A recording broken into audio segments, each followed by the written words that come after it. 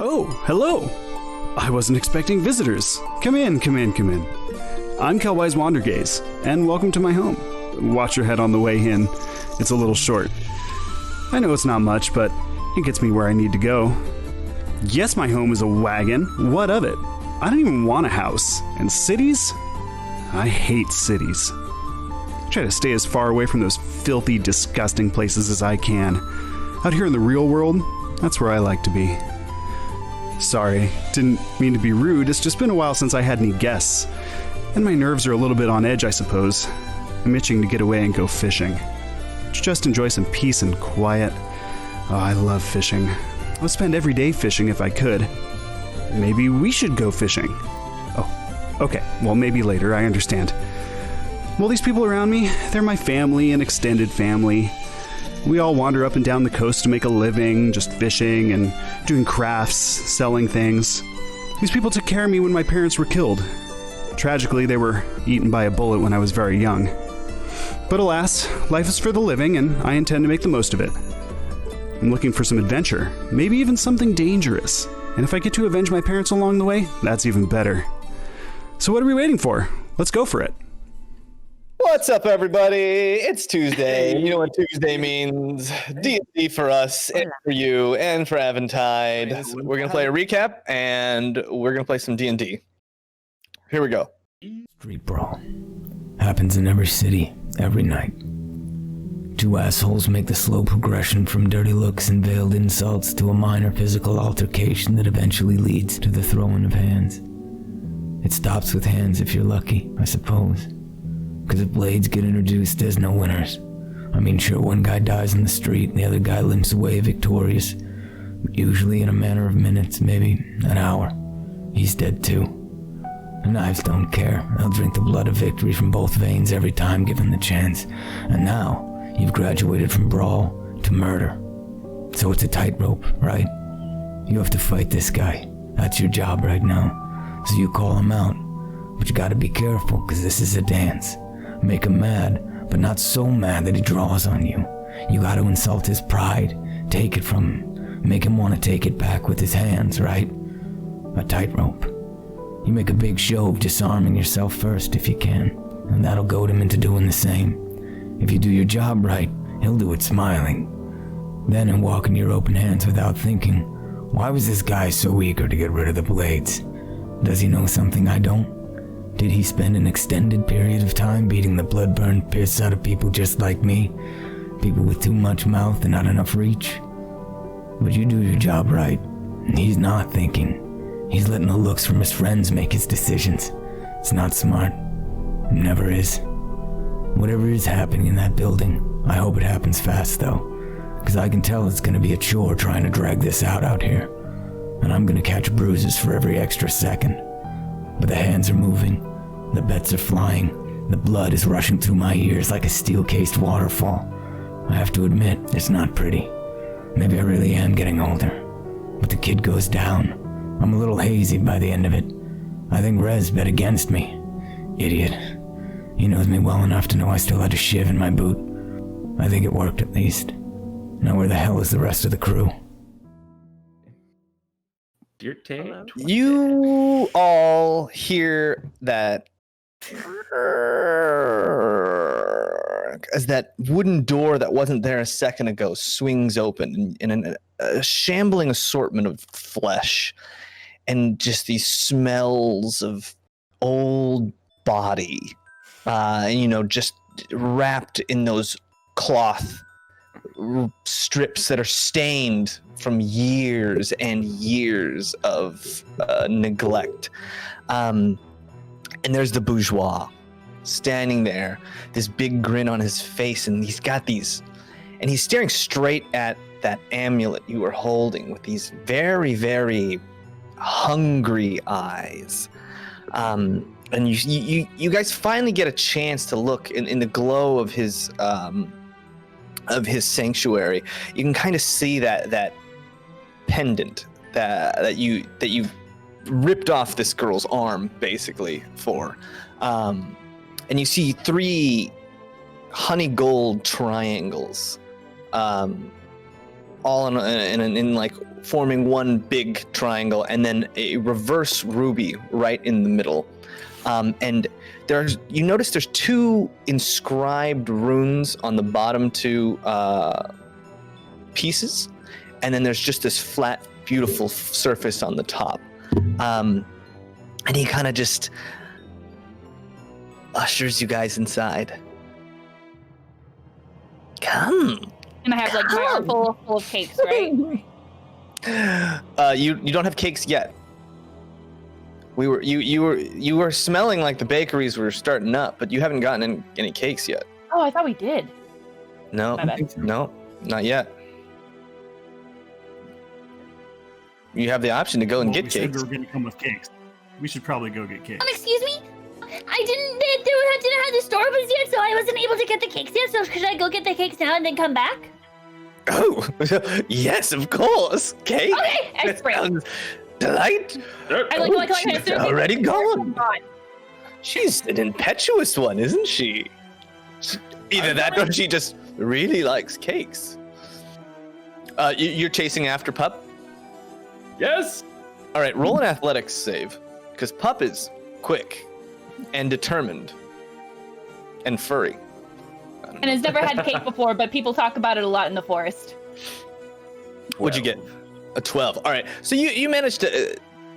Pup uses her superior sense of smell, and there's a bakery not too far away. So the 2 of you just go bolting around the corner, leaving the rest of the group kind of just like twiddling their thumbs, like, well, I guess can't go in until after. So you 2 run around the corner, run up some steps, and you come to a little. It's like a wide shop with an opening, and all the windows are opened, and you can just smell, because it's just morning hours. You see the sun just barely peeking up from the horizon, and you bust into this shop, and you see a couple people hurriedly moving back and forth, putting different like baguettes and loaves of different things in the windows, as well as you see them putting an assortment of different pastries, sweet rolls and fruit tarts. And then you see off to the far side in the corner, you see this big display, and on top, for those who can read, you see the words quadruple chocolate glazed cake.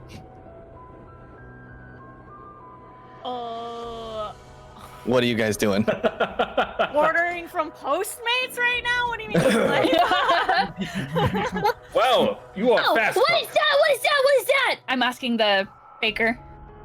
And some this small young girl kind of comes out from behind the counter. Oh, hello. Can I help you? Hi. Yeah, what is this? Hi. Really, it looks very big. And it looks like mud. Is it mud? No, what is it? Mud? Yeah. No, it's chocolate. What's chocolate? It's our special quadruple chocolate glazed cake. How many do Would you have? like to try some? Yeah. I've never had Kind of cake. goes over, and she has this little she has these mini wooden spikes. They're very small. Would be great for like cleaning your teeth. And she takes one and she puts it into like a small into a small cut up. She has like these little like free chunks, we're gonna call them, almost a sample, and she just puts one in, and on the end of a stick you see this spongy brown cake, and then she takes this little syrup container and just pours chocolate all over it, and then hands you a piece. I just like very quickly, as quick as possible, put it in my mouth, in my ears, and just like. Yeah, so it's like if someone took like German chocolate cake and then poured more chocolate on top of it. Immediate diabetes. It's the sweetest thing you've ever eaten, and you once ate a whole bowl of sugar. Wow, that was very good. Thank you. Yeah. Yeah. It's rich. And it's strong too. You can taste the different, like it's interesting because you can taste the different kinds of chocolate. Like in the beginning, you taste obviously that glaze that she put on, but then the sponge cake kind of comes through, and there's also like another layer of like something almost nutty, and then at the very end, like a strong dark chocolate aftertaste washes over your mouth. Papa's a dog. Am I gonna die? Wait. Quick, someone get some grapes. She's like, For a "Yeah, while. Constitution saving I was like, wait, hold on. I'm part dog. I'm a wolf. Hello. Anyways, You'll get a tiny. This is really good. Can I have the whole thing? And also, do you have 4 different ones? Do you have like I want 5 of them? 5? Yes, I can give you 5. Do you have like different ones? Do you have this? Do you have any other flavors? Do you have any little ones? Do you have any big ones? Do you have any that taste like berries? Ooh, we have these fruit tarts here. Because I've only ever had berries Hold before. up. Berries are the Hold- sweetest thing I've ever had until I had this. There's a whole a set of like tarts and like a fruit parfaits. Papa's gonna go crazy and just grab everything that they can carry, and then also start handing Rezix some stuff too. Okay. Yep. Mage hand. And I just want to get like 10 like a cake, some pastries, whatever I can. An assortment. Yeah, you get like some like an almond croissant with like a honey glaze. You get What some temperature fruit would that tarts be and baked sweet at? rolls. What was that? Nothing. 375. Everyone That's knows. being mean. 375. Oh, I didn't hear it. Sorry. Look at all the digital thermometers in Aventide. Yeah. And you see the girl just kind of like, kind of count everything really quickly. That'll be 1 silver 8. I put Alright. down a friendship coin, a gold, Oh, okay. She takes the gold coin and and then I puts it in start here. leaving. I run out. And I put You another change. gold down as well. You change. Thank you for being so patient. And I put another gold down and we leave. Oh, And I'm sprinting back. okay. And you just leave her. And Rezig, you kind of look over your back to just take note of this place if you never did come back, and it's called the Blooming Flower, Flour. I'm the only one who's allowed to make puns. All right. So cute. I love it. Yeah, and so you guys don't wait that long. It's maybe 5 minutes before you hear just like you can hear jubilation as she kind of is nearing. Before we go in, do you want to have any drawings on the cakes or anything, any writing on the cakes at all? Yeah, I want you to put Boogerman and Pup best friends forever Okay, on the chocolate one because it's the biggest one. you got it. And What I is use chocolate made out of? I never had this before. Is it made out of poop? Why is it brown? no, it's not. It's just a very delicious. Because last time I tried poop, it was not this yummy. It's not poop, pup. All right, well, let's head on in, shall we? And just make sure that I put that on the cake for pup. Let's do a presto, and they'll be on there. Copy that. Oh, All right. in blue, kind of almost looks like frost or like icing, almost, but it's not. It's just fake icing. Nice. All right. So you guys come running around the corner. They're just full. And are you guys going in? Yep. Oh, yeah, this smells delicious. All right. So by this time, the Bourgeois has he left the door open, but he's receded into his sanctuary a little bit. I'm gonna go in.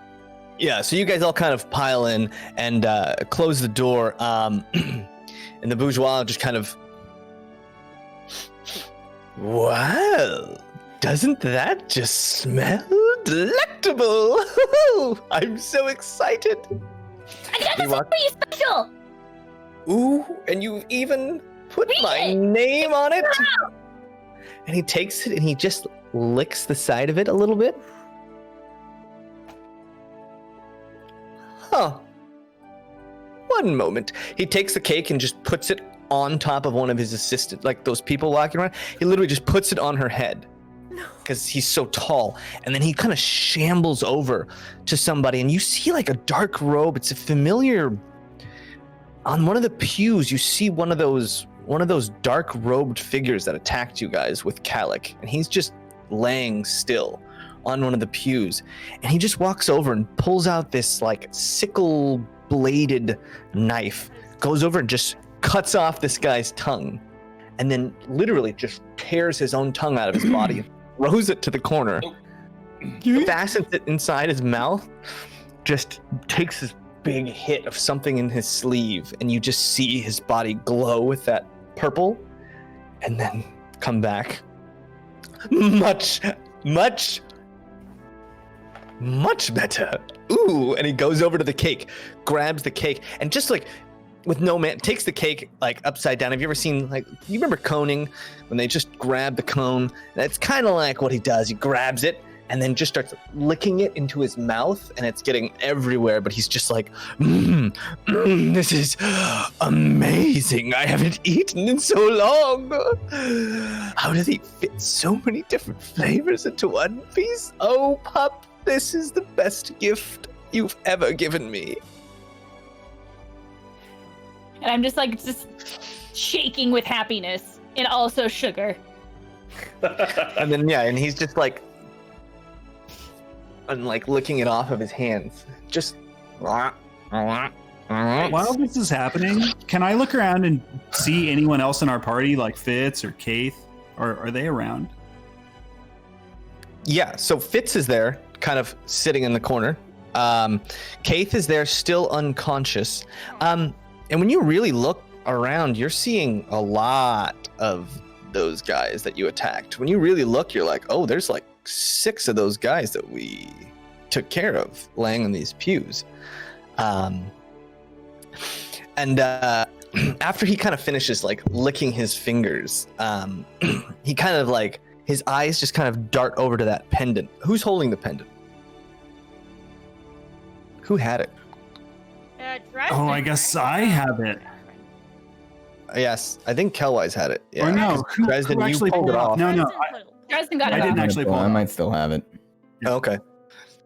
All right, so he kind of just shambles over to you, and then like with his big long fingers that are just too long and too thin, and those long nails, just kind of grabs it and then looks at it. Ah, my old friend, it is so good to see you again. Oh, but you're still missing that piece. As you can see, I wasn't able to finish this particular artifact due to some misunderstandings. You know, see, the last enchantment is needed here. Eknalab, the elven word for equilibrium. It's not on there, so it's not finished. But the trouble is, the elves and I, well, we have a very rocky relationship. As you don't say. Oh yes, well, I tend to rub people the wrong way. Rub too soft, rub too hard. You know. I want to ask him in Elvish. Why do you have a rocky relationship? Is it made out of pebbles? I say this in Elvish. And he looks at you, and then and Elvis responds, I don't know. I guess they just really don't like me. Might be the way I smell, though I have cut off my nose many times because of it. Wait, Rox, and you notice like Rox don't have a nose, and I'm just like sitting there like mumbling to myself in Elvish. And you kind of see Zuna and Daladale are there with you, and you see Zuna kind of just perk up when you speak Elvish, just kind of very like, how do you know about the machine? But they tend to be just kind of sticking to themselves. They haven't ever seen the Bourgeois before, so they're kind of like, what the F is going on? But they kind of sit in the back. As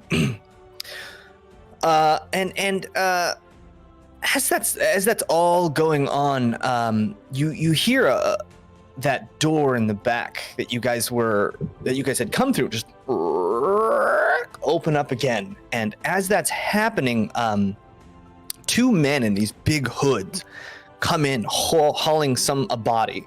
They just kind of come, haul this body up to one of the empty parts of the pews, slump this body over, and the Bourgeois kind of comes and like a present on Christmas unwraps the cloth that it was in.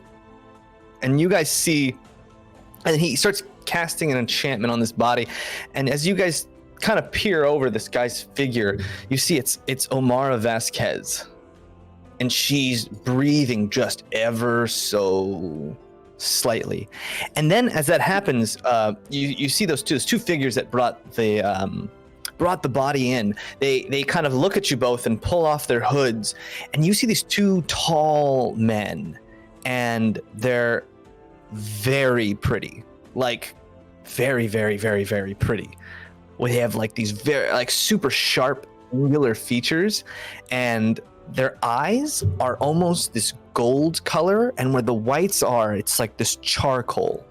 And they've got short hair, and they seem to be very like your idea of Atlas, the man holding the world, just perfect, almost. And they kind of look at you all, and bow courteously, but like questioningly.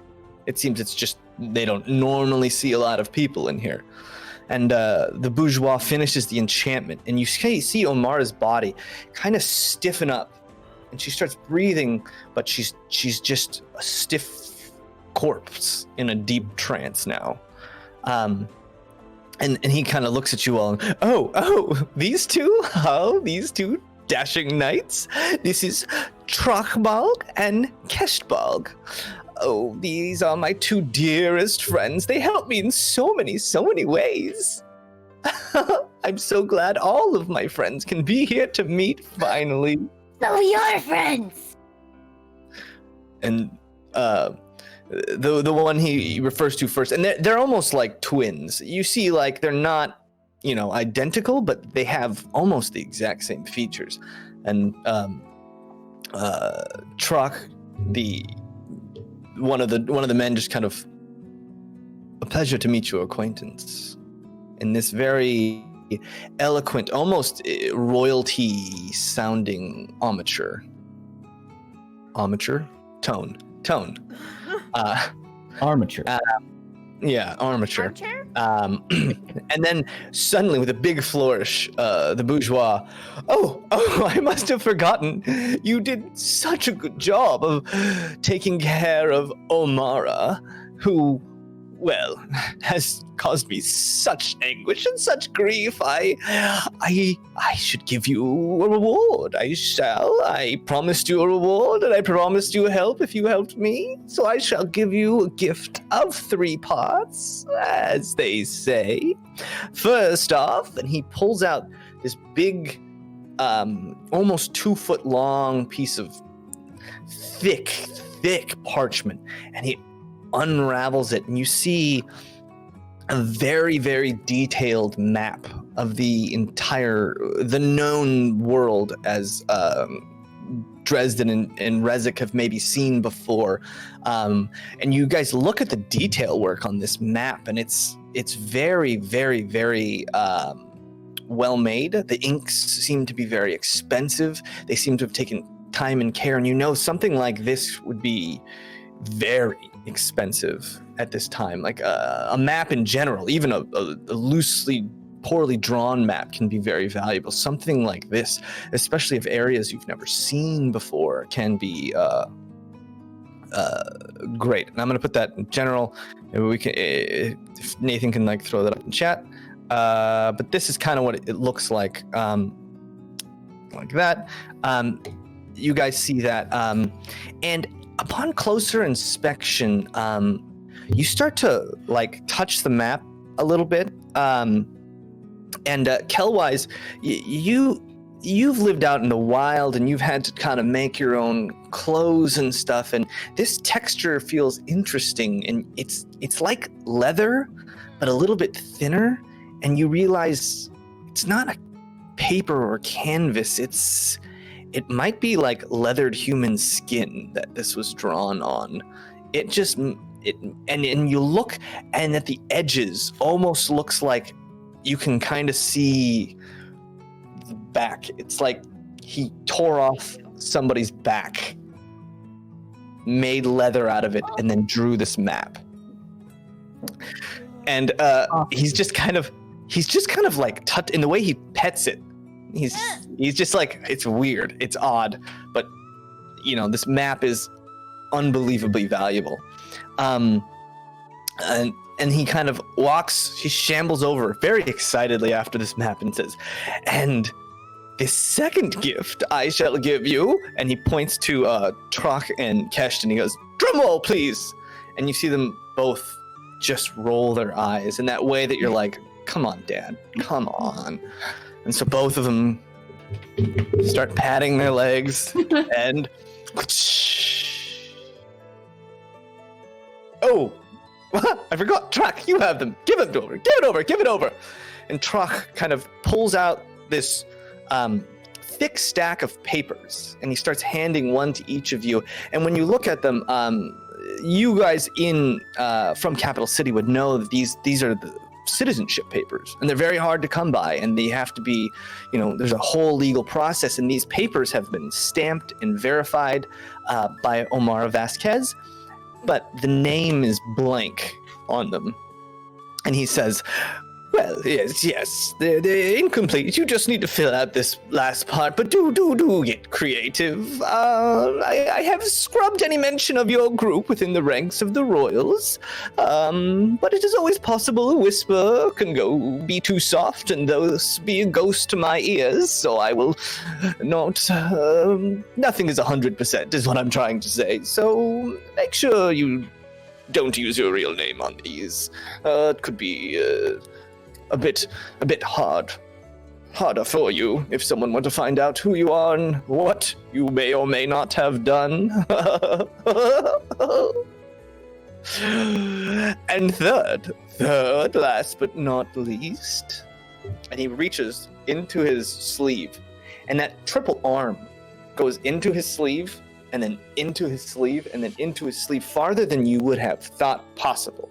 Like, the physics of where his hands are now don't make sense. It should be like his hand should be through the back of his robe, but it's not there. And he just slowly drags out this robust ingot, this hexagon-shaped ingot that glows with this purple miasma. And he kind of just holds it out to you. This is very expensive, and it's very rare, and it's very dangerous. And he puts it in your hands, pup. To be used in only the most dire of situations, of course. As you have seen, the effects of it can be very disastrous or undesirable. Oh, and I also found this too. I have no use for it. And he kind of just, to you, Cornelia, he just kind of throws a giant sack, and you hear just crash, like just a sack full of coins. Yes. Well, I may need that. Thank you. yeah. So, Cornelia, you try and pick up the sack, and it's almost like it's too heavy. Like, it's one of those things where you have to you have something in a garbage bag that's too heavy, and you kind of have to just pick it up and waddle wherever you want to move something. That's like the size of this thing. It's huge. It's massive. Wow. And you notice the Bourgeois kind of wander up to you, Rezik, and you see him just kind of looking at all the different pastries, things you have in your arms. Just kind of those look very good. Oh, well, they're Would be. all for you. They're all for me. And just takes all of them. Oh, thank you. Don't mind if I do. And then just starts just shoving things in his face. You're like, are you chewing? Are you just swallowing things whole? Pastries disappearing into his face. I still have an armful in the thing. And through these chewing and this food that's just streaming into his face, he says, oh, and when you're done, come back. Trock and Cashtier will sneak you into the pit whenever you need. Do get that amulet taken care of, and we'll sneak you in whenever you're ready. But that is where my help ends. I cannot help you further. And then just goes back to eating and eating and eating. Wait. What about this amulet? How can we finish it off? You said it's missing a piece. Yes. You need an elven enchantment on it. I can't get it. They don't like me. I don't know why. Well, she's an elf, isn't she? Yes, it appears she is, unless my eyes deceive me. Can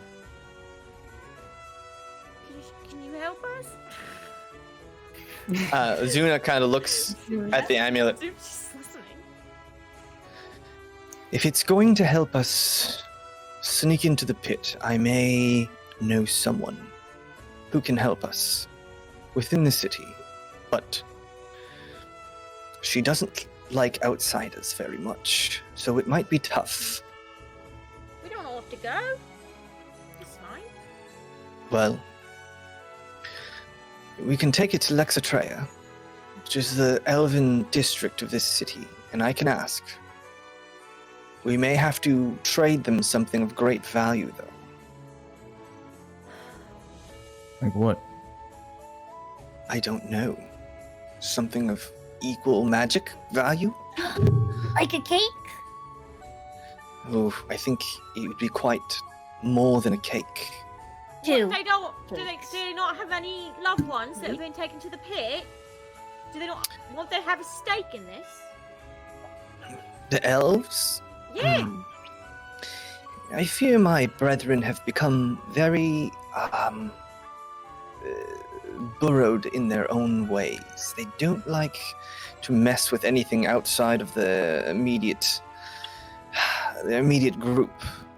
I fear they wouldn't help us on their own, but we may be able to persuade them to help us. You're telling me not a single elf's family member has been taken off to the pits?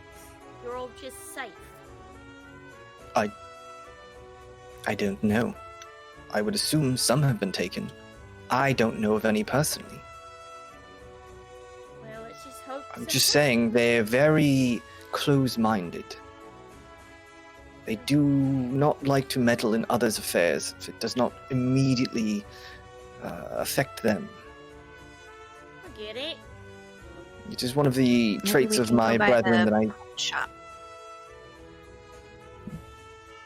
Maybe we That's can go a by the pawn possibility. shop before we, find something. Maybe. That's on the list. Nice. Yeah. Zuna, what do the other two runes on the amulet? What do they stand for? What do they mean? And she kind of looks at them very hard. These are... These are in a tongue I'm not familiar with. So they aren't Elvish? Familiar. They're not elvish at all. It seems like the two, and you kind of look at them, and they both seem like the runes are from very different styles. Almost like they were etched by different people. It doesn't look like they bear any kind of semblance of each other. Cool. Will the amulet function without the third piece, or do we need that? Well, it seems Well, as like you- you're gonna be yeah, as- blind if you use it.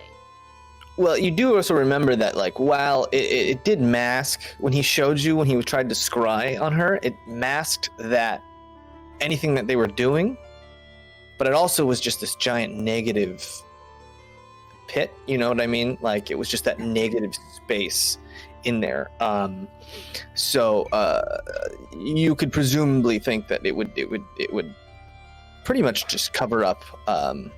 It would fix all that, right? Like you need to use either amplify or it would make it work better with it.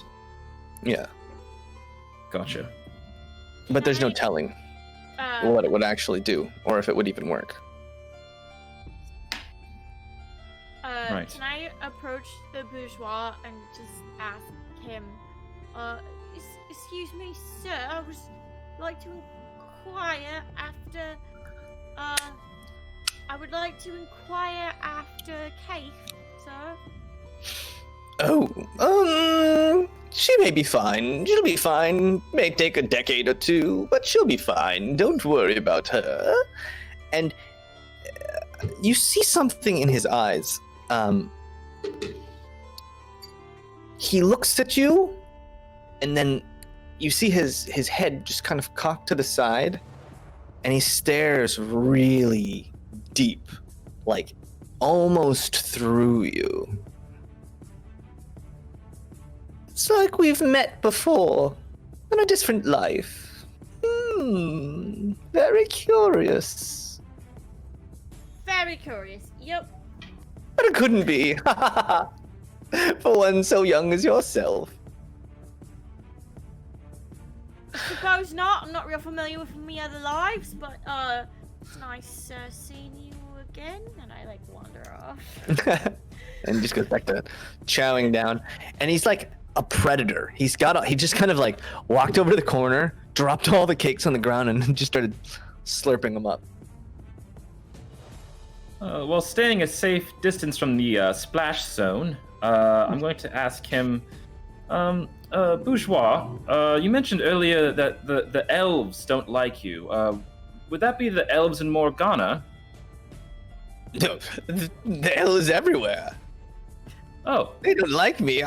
I'm of the chaos, as you see, and they are not. And you are of the law, so obviously they don't trust you. I mean, we all are of different places and different backgrounds, and it's not fair, but how do you judge a person before you meet them? I don't know. It's okay. I don't trust them either. What does of the chaos mean? Were you an elf once too, or were you like Rezik, or were you like Tiny Toes, or were you like what were you, or what are you? Well, it is the source of all my powers. I pull from chaos to create marvelous and destructive things. Just as your friend here, Rezik, pulls from law to create fire and magic missiles and all kinds of different wonderful creations. It is simply our source. No, but like, do you have the pointy ears? Do you have like you used to be small? You have like the round ears? Like, you. And he kind of looks at you and then... What were you first? Because you seem to put new things on. You know, it's crazy, but I can't remember anymore. Oh, I'm sure I was something before. You know?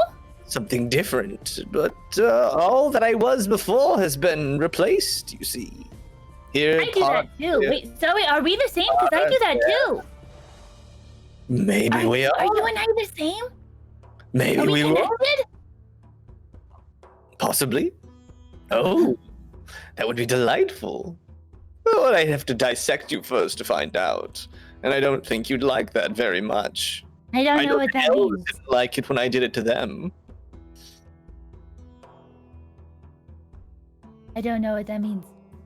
Dissect? Oh, yeah. It's pull something apart to find out how it works. Oh. What? How do you do that with a person? Living things generally don't like it when you do that. I don't see why. I told them I would put them back, but they never let me finish. So I just took them apart and left them apart. Good riddance, I say. I have a question. So if you wanted to take my finger, could you put it back? Presumably, yes. It would Like right away?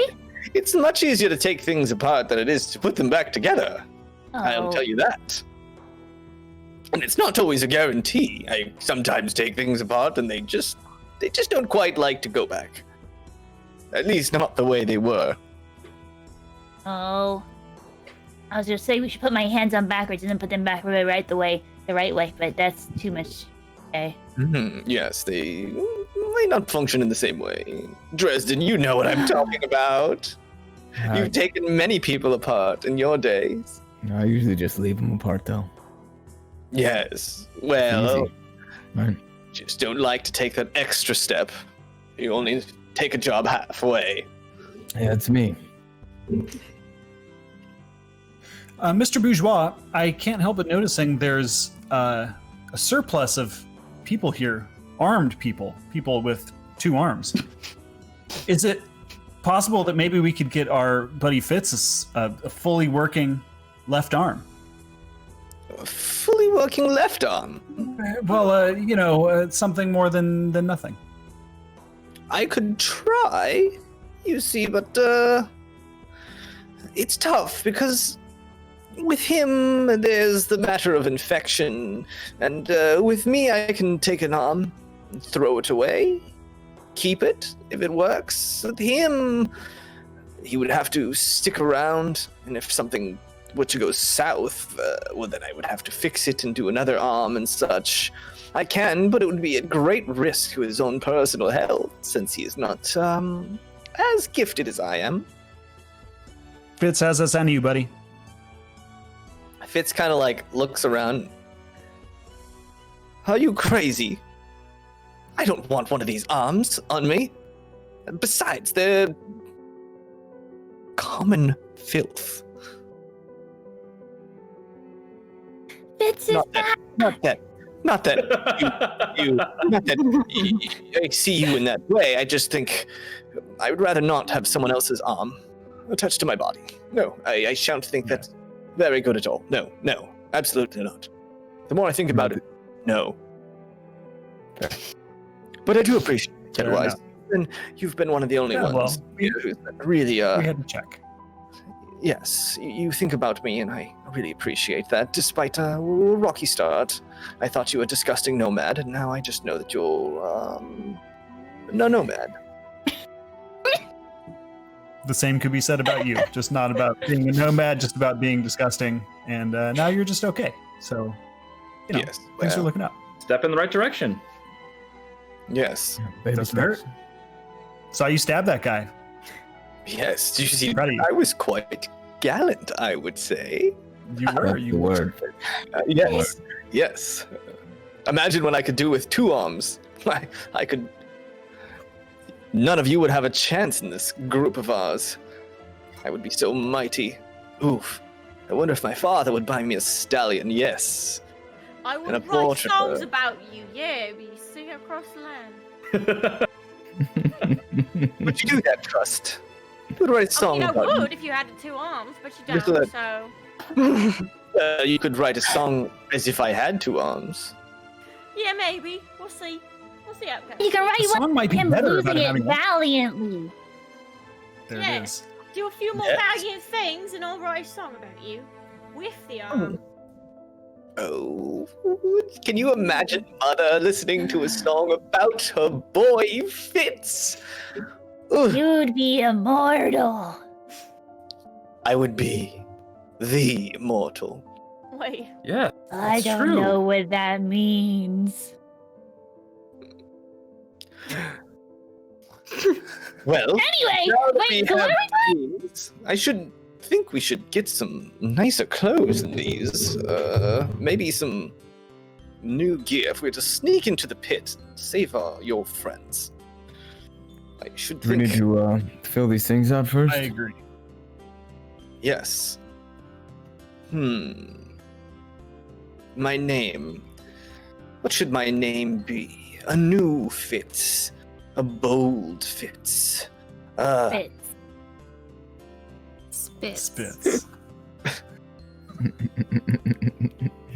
Spitz Williams. It does have a ring to it. It's better than shits, Williams. Yes. Yeah. Spitz Williams. The Gallant. gallant. Oh. Gallant. Fitz Williams the gallant. And you see him write down Gallant Spitz Williams. I shall be henceforth known as Gallant. Ooh, it's so fitting. It's so fitting. It just fills me with joy. And you see him just scribbling away, kind of like lost in his own. And you know, it's Fitz has got some of that old oomph back that he, you know, had when he put all of his energy towards telling you guys how under him you were. And as it's happening, Trach, one of the men, walks up. It is my pleasure to meet you all. I am Trach. I am associate of the Bourgeois. Nice to meet you. Very nice. to meet you, Charles.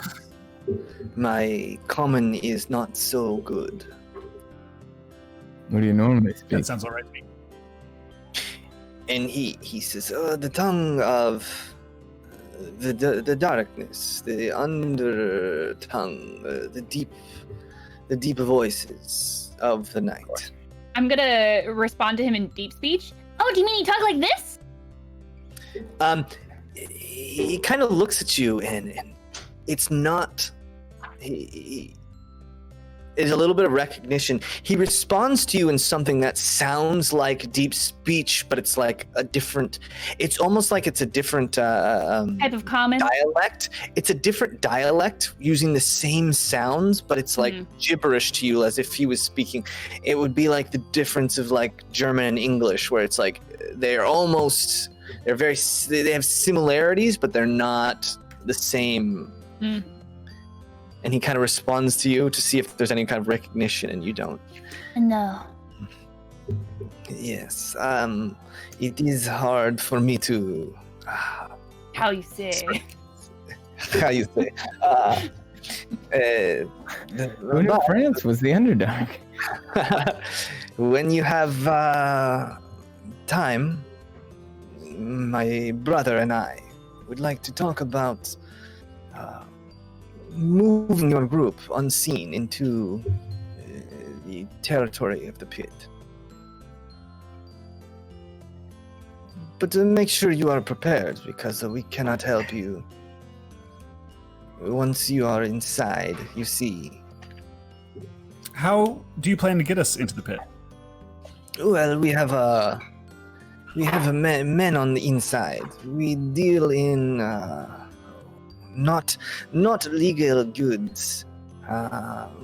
Mostly this, and he points to the core. We have a business on the side, but we have people inside that we make deal with. We can move you as in cargo. Yes, the cargo crates. We Like put in you boxes? inside. Yes, like in boxes. Like in boxes. Great. But once you are inside, we cannot ensure safe passage. How many wagons normally make the entrance into the pit? Like how many roughly speaking boxes could fit on said wagons? Oh, well, it is many carts come in. We would hide you among the many carts, maybe 3 or 4 carts with the foodstuffs.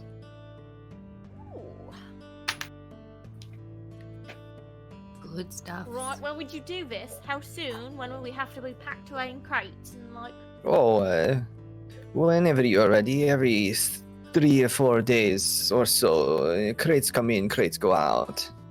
It is very big. There are many people to feed there. So, whenever you are ready, it is no rush. No, as How do they we say, make contact with you when we're ready? back. Well, we will be here. We can meet you. Bourgeoisie, do you have any other coins? We're a big group. 1 coin for a lot of us. We split up sometimes, and it's hard to get back in. 1 coin? I just gave you a whole sack of coins. I'm gonna look inside that and just take a. No, you're not. I'm gonna try to. Just get a quick count of it, but apparently I would've can't. said- Yeah, you see Cornelia kind of like splayed about on top of it, like trying to hide it behind her body. No! I was gonna say you find Cornelia inside. Yeah, swimming around. Can I fit? Can I fit in the bag? I completely leave her alone then. I'm gonna check out that. Nope, I'm not. No, I'm not. I'm gonna look at the bag. Oh, after. What's the bank situation like in Capital City? Like, for instance, this bag is so full, it's, it would be hard to carry, Yeah. right? There isn't really a bank. Dresden, Rezik, and Trust maybe would know. The houses, like if you have an immense amount of wealth, the houses can store it. There are places you can store funds. Generally speaking, though, like you have to have a lot of money before anyone would even consider holding your money for you, like because you'd have to pay someone to do that. Reverse interest, huh? Interesting. Okay. Yes. It's more like a holding fee. Keep safe fee. It's like a storage. Think of like public storage. Yeah, Yes. it's a public storage for money. Yeah. We call them banks. Okay. But yeah, I mean, you could theoretically find one of the households. Do they not lend out the money then? The households? No, that like whatever these public storage is for money. Well, I mean, they'd be like each house. If you wanted it, there's people who loan money. You can get a loan from people from all different walks of life, depending on how much money you needed to borrow. Okay. And But it's not like our banking system. Like everyone puts their money in, and then okay. No, it's more of like you rent out a personal storage space where you can. It's like, Like one of more those like lock safety boxes. deposit boxes. Safety Yeah. deposit boxes. Yeah, that's kind of more like what it's like. Okay. Cool. What's in the bag? It's in The bag is man. just a ton of coins. Most of them gold. I can just mix. Little less than half of them are silver. And if you really go fishing in the bag, you can find a copper. This sounds like a math problem. Do we have to like guess based off the volume how much money is actually in the sack? Or... Yeah, you can start. Cornelia can start. She starts like counting them, like, pulling them off, and making little stacks on the side. I have time. Yeah, I mean, yeah. You could do that. So she's off doing that while you guys are talking, and Cornelia, it takes you almost 30 minutes to really count all this stuff, and I'm gonna send you a message with the exact amount. And James, You guys can count a lot. was Trock or Trask talking to us? Trach. Trock. Wait, what are their names again? I wrote them down as trash bag and cash bag. I had trash ball. Trach, and then Balg, Baulg, Trachbalg, and Keshbalg. Samsonite. I was way off. Oh, I was really close, and I'm gonna keep it in my notes as trash bag and cash bag. And Kestbbaulg.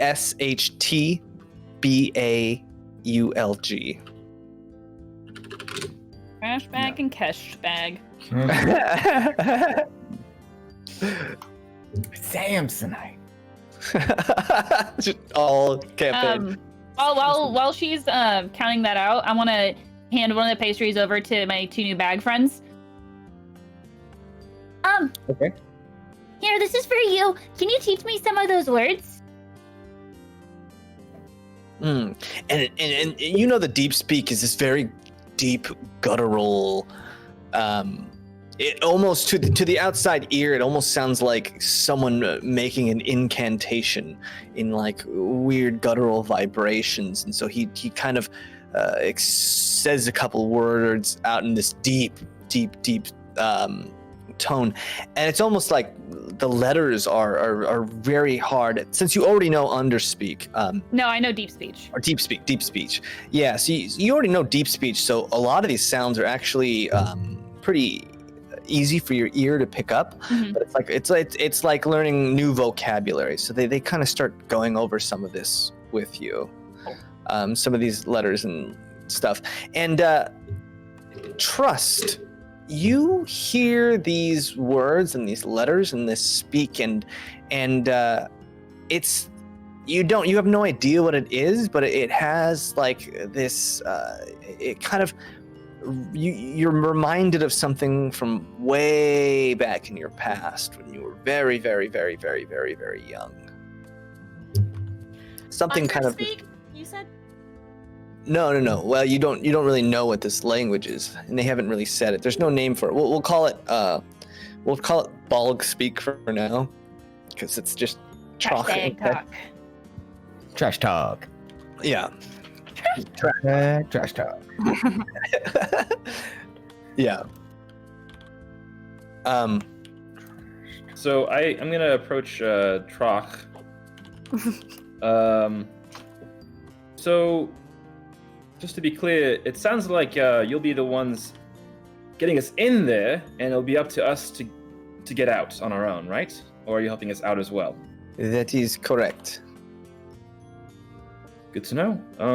And also, we'll most likely be buying some supplies soon. Is there anything that would be very helpful in the pit that could help us? In the pit, Just supply-wise, yes. anything that would make you unseen or quieter? Maybe something to defeat your enemies quickly without making a sound. All right, stealth is key. I would think so, yes. Very important. Any more questions? Once you Dresden? get into the pit, I've got a question about the pit, just general layout. Is it like lots of small caverns? Is it a wide open space? Give me a description of what it would look like as we ride our carts into the pit. I have never been inside the mine itself. You see, there is large, houses and fences on the outside that block the entrance, and many of the Ashen Riders. And when you go in, I do not know what is inside. It is a complete mystery to me. Okay, so there's like an encampment outside of it with a gate. Is what you're saying. Yes. Okay. So I take it this And is you say probably there's either your Ashen first. Riders. This is probably your first time transporting anybody in, or the first time transporting anybody in that might actually get out. Well, this is not my first time doing, no. I have transported many in. I have not seen them come out, but that does not mean they did not make it out.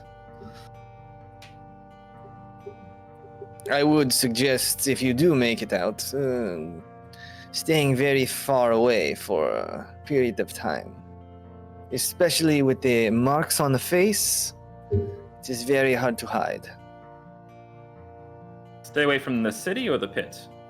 Stay away from the pity and the city. And he kind of points over to Fitz, and he's like, see the marking on their face. There are many in the city who prosper from turning you in to the Ashen Riders.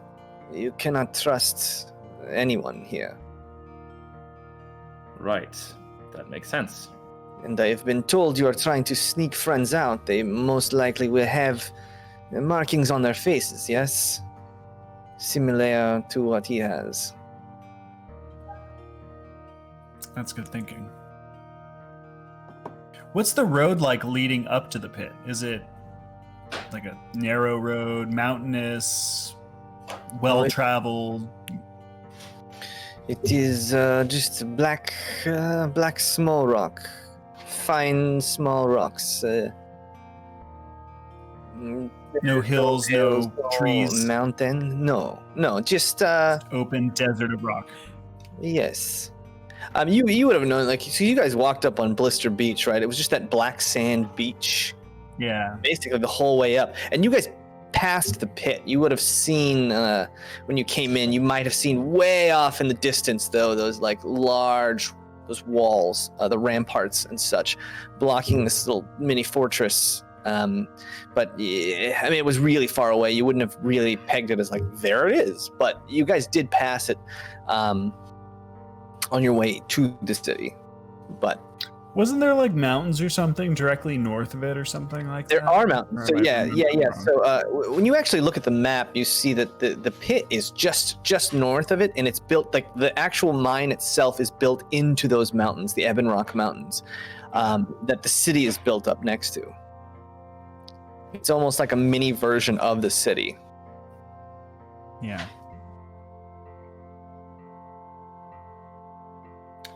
Dresden, do you have any more questions for Trock? I mean, not really, no. We got to equip first, and then maybe I'll have a few, but Sorry, it's Trockbalg, and what was the second name?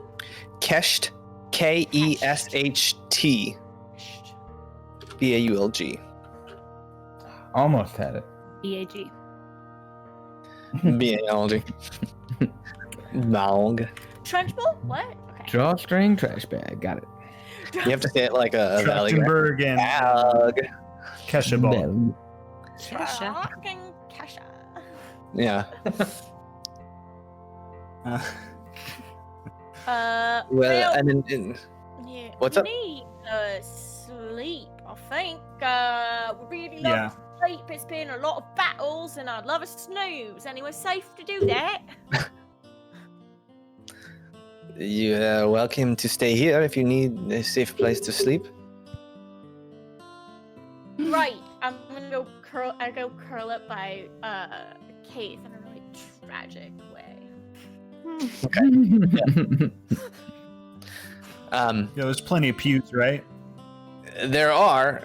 Most of them have been soaked with just No. human. That you went far remains. enough. That's fine. Yeah, and you see like the bourgeois kind of like looking at Omara's body, like pulling up a hand, looking at fingers and stuff, really taking inventory of his stock. Mr. Bourgeois, what are you gonna do with her now that you got her? Oh, well, she's got such dainty hands. I should like to try them on sometime. And maybe. Yeah, she was really skilled with them. She stabbed me a couple times. Did she? Ooh. Yeah.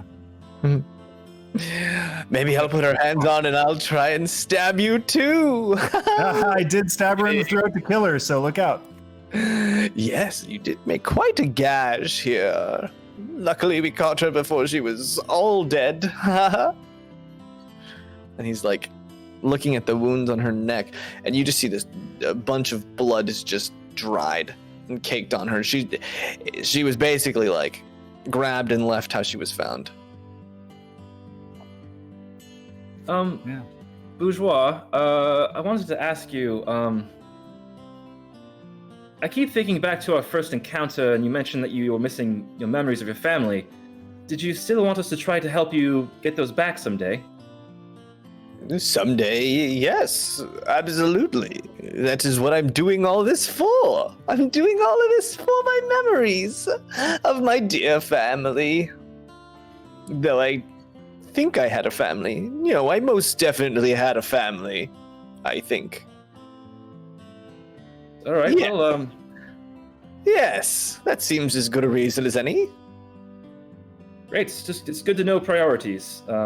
Thank you. And I just slowly back away and then turn and walk.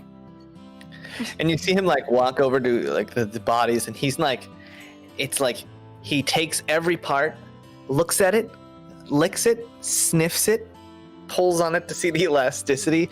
It's just like pinky finger, taking stock, moves, ring finger, stretches You it have out. Just too much fun with this guy. I I'm just kind of sorry test for out you. that new tongue. It makes sense. yeah. And he Checks still out. has just you see Like just a new pair of sneakers. like a circle of like chocolate and jams and berries and crust of like croissant like flakes just all over his face. Hell And yeah. it's like soaked into those cloths around him too. All right, so group huddle. Oh, I went to sleep. Oh, And we'll huddle It's around her been like sleeping body. 3 days and 2 battles without sleep. This Yeah. bard's recharging. Yeah, should we maybe go get ourselves an inn or something, somewhere maybe a little more suitable than the dark dampness that is this awful place that we're in? It's probably the safest place we can find. So I need to curl up in the dark dampness. Well, I mean, I feel like we'll probably be Resnick can safe. Make an illusion that it's warm.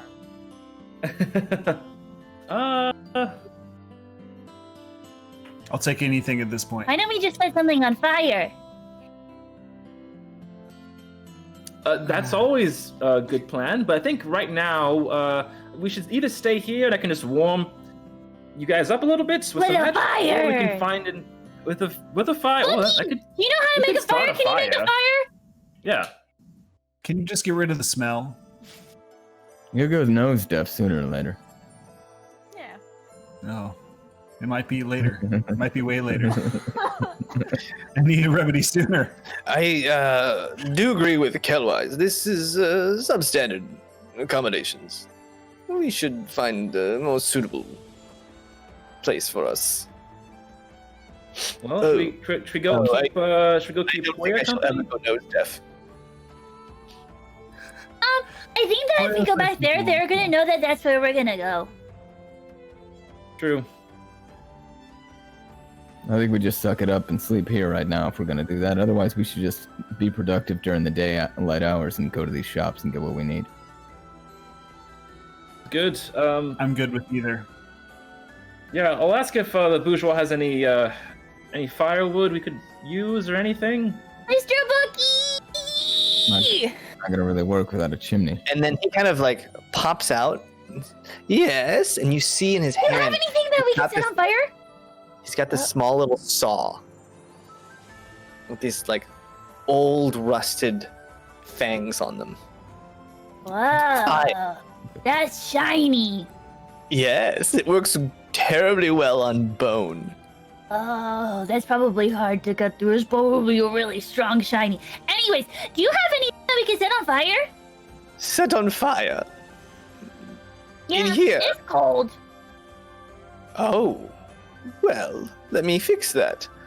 And you see him kind of like reach up into just the space, and you start to see, you feel the room noticeably warm up, like warm draft is coming in. Also, you start to that smell starts to intensify now that it's warming up this area. Do you know how to make it smell like cake? Does it smell like cake? No. Yeah. I think it Oh. smells rather nice in here. I can't This make is it all smell my like cake. trophies. Look at all these trophies. You could just. But I brought you cake. You did bring me cake, and I'm terribly grateful for that. But I can't make it smell like No. cake. I thought you were purple powerful. Purple powerful. Yeah, I thought you were purple powerful. I guess you're not purple powerful. Not that powerful. Not enough to give up the smell of my trophies. Okay. Ew. I cast a spell and I kind of just make the smell of cake kind of just around our group only, just to keep us Mixed company. with Yeah. viscera. Yeah, and it smells just like cake for like, Ah, A few Sweeney seconds. Todd, nice. and then it starts to mingle, and it's like cake if cake was thrown onto a pit of dead bodies. Ah, Mrs. Lovett's. This doesn't feel great, and I uncast it. Not in love with that. Control Z. Edit undo. Edit undo. All right. Well, I'm gonna probably pass out soon. Does anybody want to talk about anything before we go to bed? It's been a pretty long day. I mean, we should probably wake up before all the shops close and whatnot, unless we want to waste a whole day. Yeah, what time of the day is it? It was just morning. Sun was just coming up because you guys had spent all night. All right. Yeah. Let's go ahead and crash, I guess, then, and So if it's like talk Become later. nocturnal. 8 a.m., by the time we get a full rest, it'd be like 4. still be open? Yeah, it would be like This it is would be 8 hour like for long late rest, right? Yeah, it would be like late afternoon. And as you guys are kind of determining this, Zuna kind of says, I should like to have a talk with my contacts in the Elven district, if you don't mind. I'll be back by sundown. About the amulets, or just About finishing the amulet, yes. Oh, great. I think it's pretty important that we make sure it's completed, so the hoaxes does not destroy us before we can even sneak in. I just want to give us every advantage possible, as my daughter's life is very obviously important to me. It's fair. It's appreciated. I like how thorough you are. Thank you for doing that. And she kind of bows and heads out the door.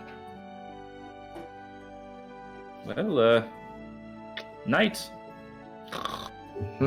Yeah, and you guys Good night, take a break, and you also notice like Dalladale has taken like a rag and just tied it around his face. You can tell he's just not having a good time. He's just doing everything he can to like mask.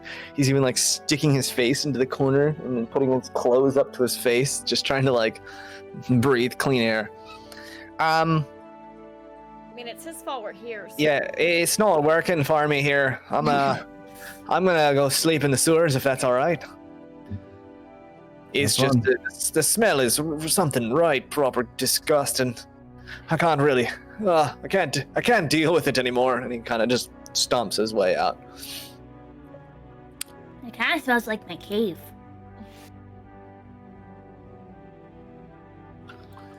Is trash bag and cash bag still there? Cash bag? Yeah. Before bed, I'm gonna ask him to continue working with me on the words that are like the same but different. Very interested, but it's similar. There's a lot of similarities.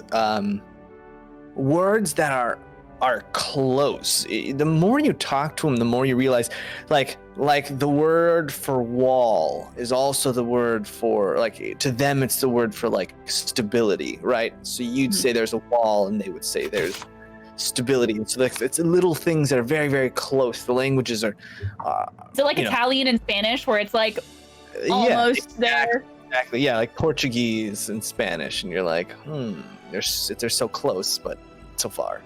Yeah, it would be like any of those kind of Spanish, Latin languages.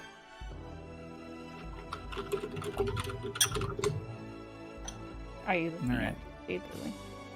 Yeah, so you guys are just hunkering down for the night?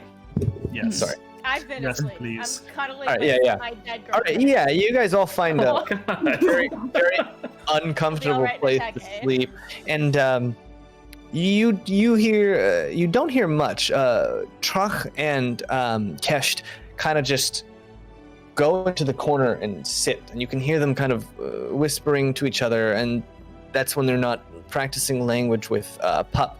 Pup, roll a d20 and add your intelligence modifier. Cool. If it's a negative, subtract your intelligence modifier. Oh yeah, it is. I got a 16. A 16, and you have -1. 16 is with the -1. I rolled a 17. Okay, so we'll just say as far as Balg, the language Balg goes, just write down that you have 15. Wait, the language is named after them? No, you don't. There's no like name for the language per se that you know. That's what we're calling it. We're calling it Balg speak or whatever. Balg speak. Right. Calling it Underbalg. Underbalg. Isn't the thing in the Lord of the Rings called a balg? Balrog? Balrog. Balrog, thank you. Yeah, the ball frog. I'm sleeping with my head in the sack of gold, by the way. So I was going to say, I thought she was going to be on top Head in of the it. sack of gold. you know, it's kind of laying down, and my head's sort of like with the gold spilling over a little bit. Very, very revealing. Comfortable. Yes. Yeah. So as you guys sleep, every once in a while, you just hear the sound of like a saw sawing through something like wet, like a really wet log almost. And you hear like snickering every once in a while too, like just ooh. So that's where that goes. Oh, this connects to that. Interesting. Have you never done this before? Wrong. And I'm guessing a lot of like just meat slopping noises, just like Yeah. What? Yeah. a lot of like At one point, flesh Kelwise, and you bone look being- over. You look over, and you kind of just like lean to your side with an eye open, and you see the dome of one of the men is just been sawed off, and you just see this brain, and he's just like ever so slightly picking apart like the different grooves in the brain. He's just like fishing in there, and the same thing. He'll like fish in there, lick it a little bit, sniff it, and then try and pull it apart. And then he's like holding like the hand up, and he'll just like poke different parts of the brain to see what it does. Yep. And I'm a really heavy sleeper, so I just kind of go, oh, and fall back asleep. It's like acknowledged, but it's a dream. It's yeah.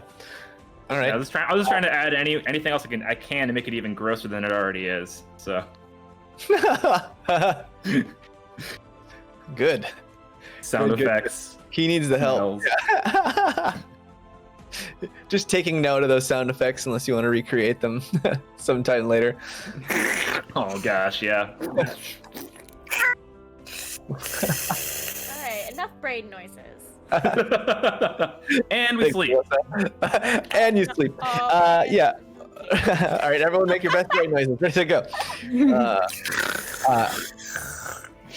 Crickets, mostly, actually. Smooth brain, like.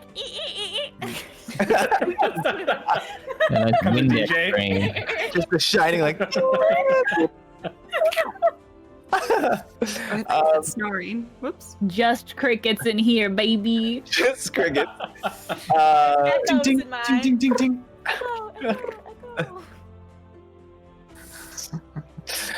All right.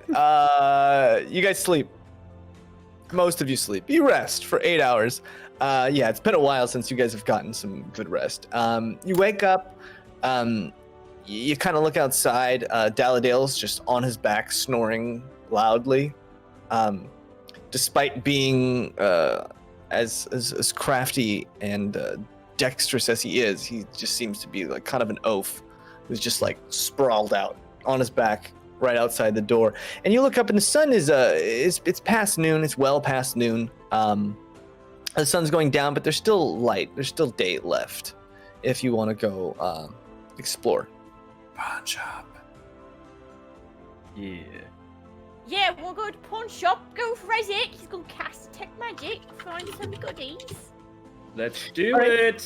Yeah, and you guys know, those of you who are from, you know that there's that pawn shop that's pretty sketchy, but it has a lot of interesting things called Give or Take nearby in King City District. Hey, it's weird to see him without his power armor.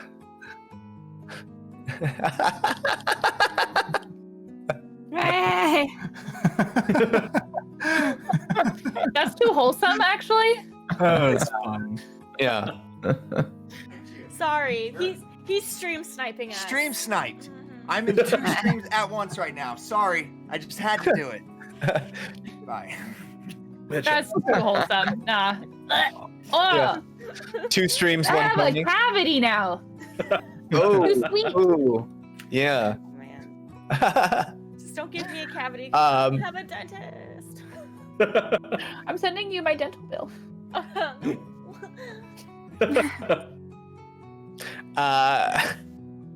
Well, that was delightful.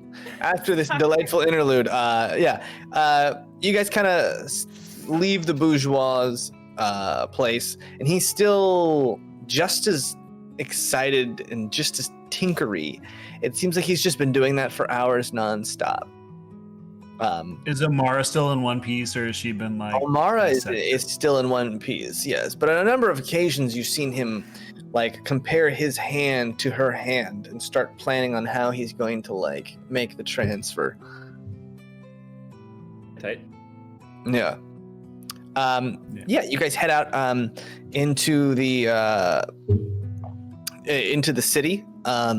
You notice, yeah, exactly. The air, the sewer air hits you in just that sweet, sweet way where you're like, oh, thank God. Sweet sewer smell. Yeah. Mm. Thank God for the moldy sewage smell that immediately meets you outside of his abode. I've stopped breathing through my nose at this point. It's like a public bathroom, just through the mouth. Don't want to smell it. What do you say about fake names for our... That got real quiet. Did we all take fake No, names? because then it goes in your mouth. I'd rather have it stuck in my nose. If it's really bad, sure, yeah. I don't know. Anyway, poop particles. Yeah. Oh my god! My cat's popping into my mouth and into my lungs. Since we're walking around the city, did you all pick fake names for your papers? That way you can show them if we're asked at all or walking around? Yes. Lanolin. Yeah. I picked my name. I thought we went over that. We know What's everyone's Gallon. name? Ooh! My name's gonna be Trust. That's not gonna help things. I don't think that's gonna work the way you want it to, but I really appreciate it, love. My name's Lanolin. Why Like- don't we call you... Like Lambswool? Why don't we call you Wanarimer? I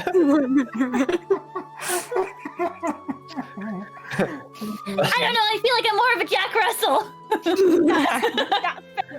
You Jack? That's a great name. Jack my Russell. Last name Russell. Exactly. Russell. I will go by Fear. Call me Fear. All right. Edgy. Oh my gosh. Better than Deception, which was my other choice. It's a little too on the nose, eh? Dresden, Kellwise? Oh, I'm going to give name me a myself after my great uncle, and I'm going with Michael Bolton.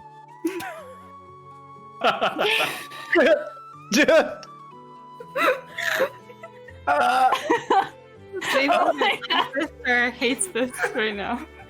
I have to go, actually. I still think the best part of any song ever written is still a Michael Bolton song. And there's a part towards the end he says, he's like, it's so like over the top. But then he's just like, just tell me, how am I supposed to live? And you're just like, oh, I'm having man. weird 3 a.m. So commercial accurate. flashbacks. Yeah, I know. It's just that one part I was just like, oh, you leaned in so hard. He was feeling it, man. He was feeling it, you know? Now that's what I call Bolton. Yeah. Cross genres into emo. And I was like, oh, you won. Like, anyways. Dresden?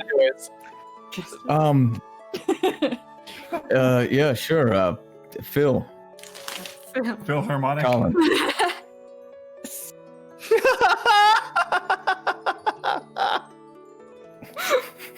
Frederick Gray. Yeah. Great, it's nice, Rez. That's nice. Yeah, that's nice. All right. Okay, so on to Wait, the why Ponto. not Frederick Prince? I like that. Frederick Prince it is. Can I call you Nice. Freddy? Here. Wait, now Yeah. my name feels boring. Oh, wait. Fear's a pretty bad name. Everyone says their name. Fear. What if your I'm name? Fear. What if your name was Swift? Swift Swift Taylor. Taylor. I like it. It sounds fast. What is Taylor that? Swift. Swift, what is Fear, it? Taylor. Swift, yeah, Fear Because is the middle. Fear is already on the page, so you kind of like put Fear Taylor. yeah, because you can't really cross it out. Or Yeah, else, Swift too. What about, what's Cornelia's name? I missed it. Lanolin. But I thought it was Glanolin. I thought it was. Wait, I thought it was Renedy. Glanolin? Lanolin Biddy. Just so you could just call me Biddy. Nobody's used that Higo? yet. How about that? No, Lanolin Oh. Biddy. Lanolin Biddy. Glanolin. There will be no fun. Yeah. Bunt cake. All right. Wait, who did we miss? Fitz. Daladale. Yeah, what's Fitz's name and what's Daladale's name? And oh no, they're gone. Oh no, Daladale's still there. Daladale's just snoozing. Fitz is gallant. You didn't. Yeah, he's gallant Fitzwilliam. Gallant Fitzwilliams. Oh yeah. And he didn't really have papers for Daladale or Zuna because he didn't know that they weren't really there. He didn't really make a contract with them. They were there. It seemed like he clocked them, but he only gave papers to you guys. Got it. And then I'm just gonna take this opportunity. All of you get. Do we want to split this money with Fitz? Hey Fitz, do you want this money or do you want us to hold on to it for you? Of course I want some money. Are you crazy? Who would say Too bad. money? I earned it, didn't I? If he dies, just remember we have to loot him. Just as much a part of this team, if not more. So we all get 128 gold. Okay. Ooh.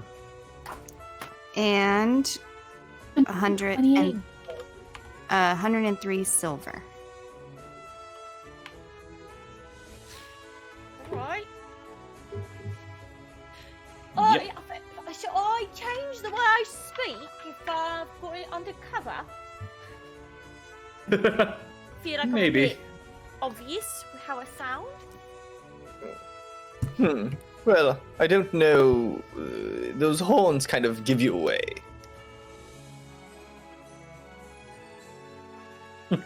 I don't know that changing your voice would do anything. Is this Fitz talking or the Bourgeois? This is Fitz, yeah. Fitz. Oh, Yeah. I slap him. Roll an attack. He goes to block Roll it a with the slap. arm that's not there. Yeah, with advantage, because it's Fitz. Okay, good. I rolled a 13. Am I adding it? 13. Yep, you hit him. You smack him across the face, and he's just like stunned. Have you ever seen someone get slapped when they weren't expecting to get slapped, and they're just like absolutely mortified, stunned, embarrassed, sad, angry, all at the same time? It's just that.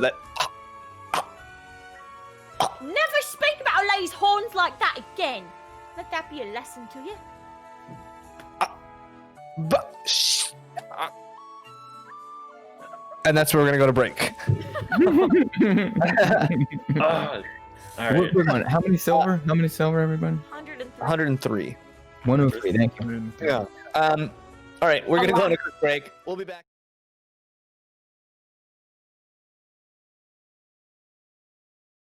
The Penguin and the Platypus has made it to the finals. Please disregard the previous email as it was sent to you in error. Congratulations. I have to tell Noah. No, it can wait. Yes.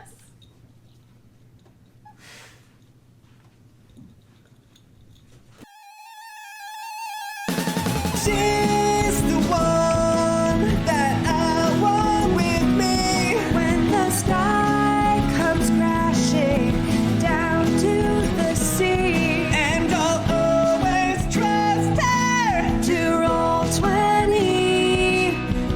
Everyone's excited because tonight we're playing D&D.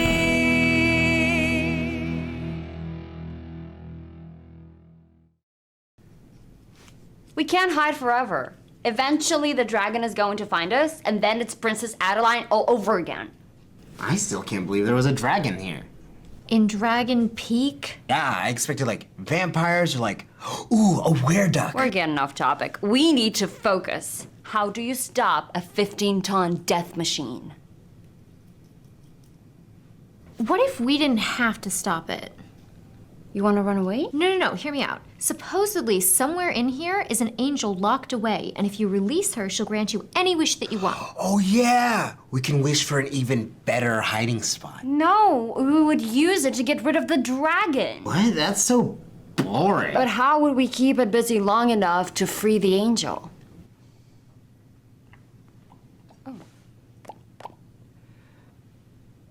Okay, fine. But I get the wish after we're done using it to kill the dragon. Huh? It's all yours. Ah, deal! That thing is gonna look so sick mounted in the guild hall. Noah. Come on. Yeah, the guild hall. Hey, let's take a quick break. Quick attack the dragon when Noah's gone.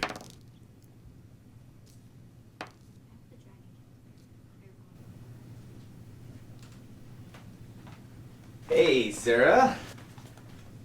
Crazy seeing you here, right? Who would have? Yeah. I know it's not quite your birthday, but I wanted to. Happy birthday, Sarah.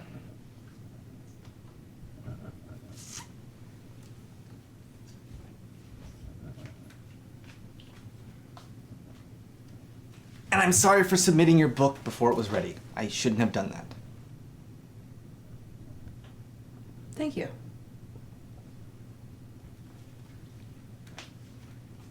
And if you wanted to come back to the table, I am officially releasing you from purgatory. Seriously? Thank you so much, Noah. This is so much fun. Yay.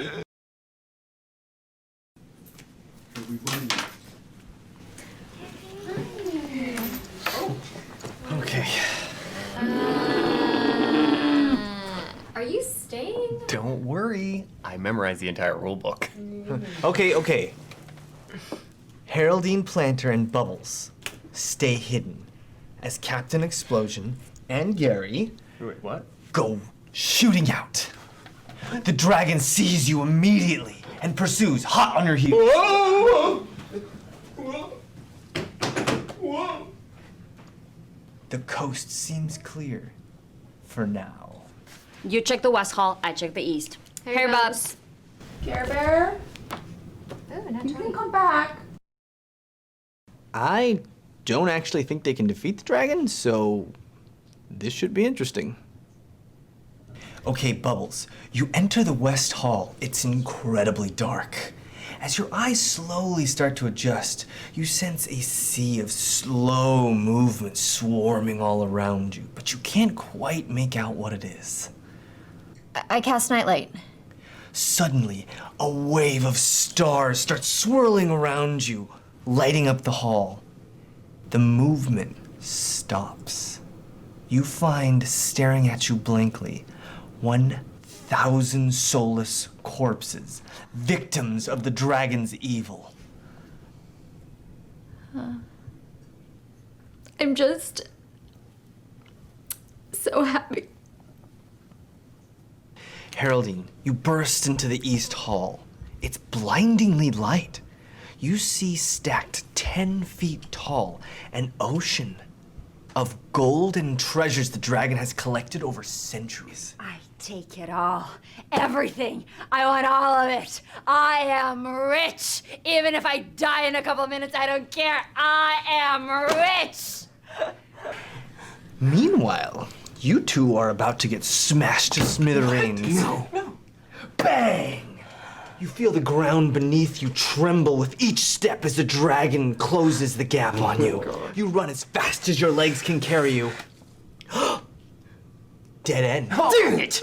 You find yourselves trapped in the very throne room this all began in. Oh, damn it! This is all your fault, Gary.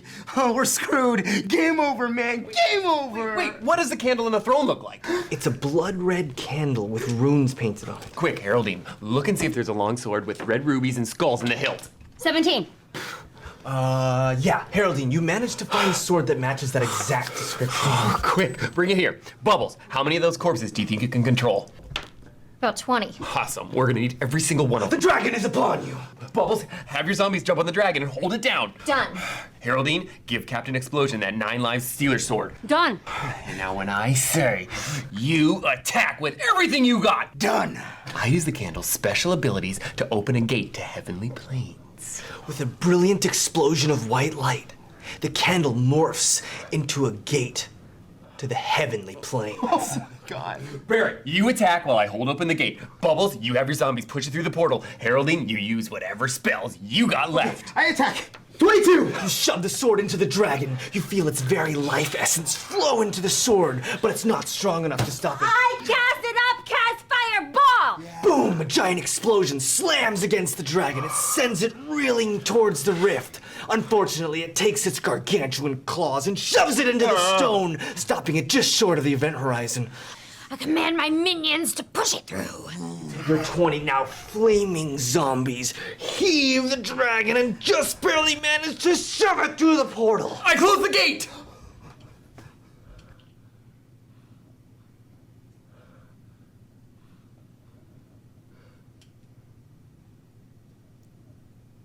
Congratulations.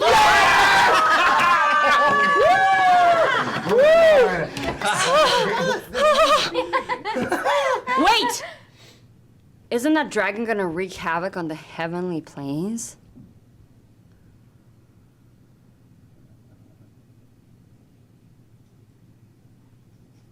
Well, it's their problem now.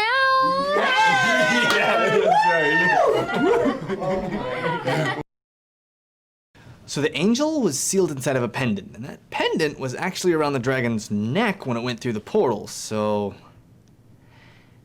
But if I've learned anything today, it's that sometimes it's okay to put fun before the rules. Sometimes. Okay, so I didn't find any angel, but I did find a burnt up log, and upon closer inspection, turns out it's a crusty, dilapidated, burnt up body. Exciting. As you guys are searching around the throne room, you happen upon a small pendant. I attack the pendant. You crack the pendant in half. A light erupts as an angel appears before you.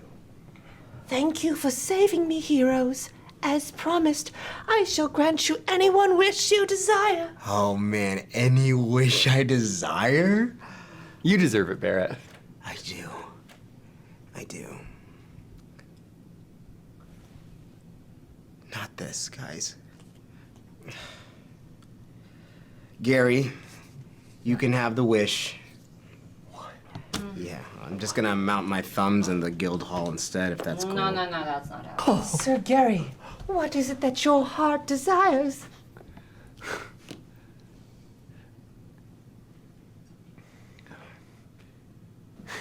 No, are you okay?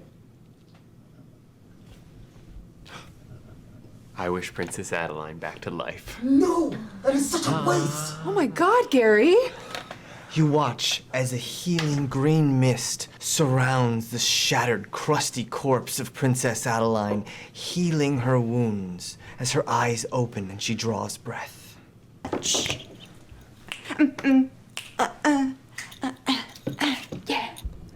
The angel speaks to you one more time. My thanks to you, heroes. I can't wait to get back to my home on the heavenly plains. No one say anything. With a whisper, she opens a planar gate and disappears. I have an announcement to make. I got an email. My book made it into the finals. They accidentally sent me the wrong email earlier. What? That's amazing. I'm gonna be Sarah's +1 to Reno. Oh. Yeah, we're going together. Oh, that's great that they're going to Reno. I mean, it's Reno. How could they not have a good time? They're gonna have a great vacation. And I'm really glad that Sarah's book made the finals. It deserves to be there.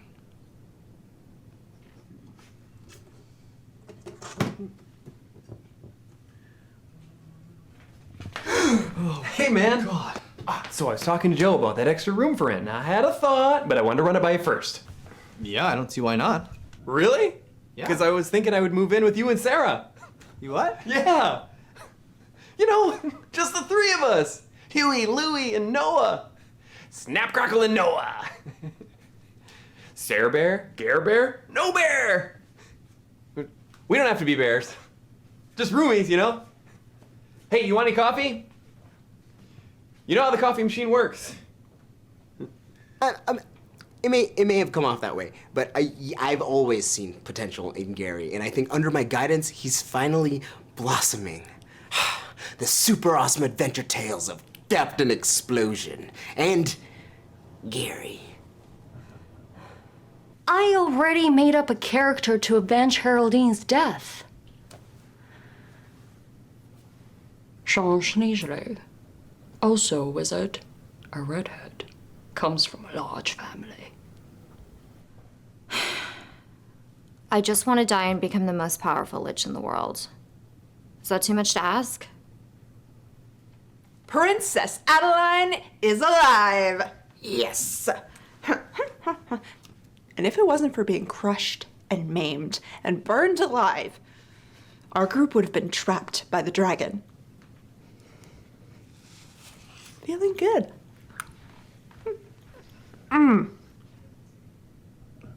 Brain freeze.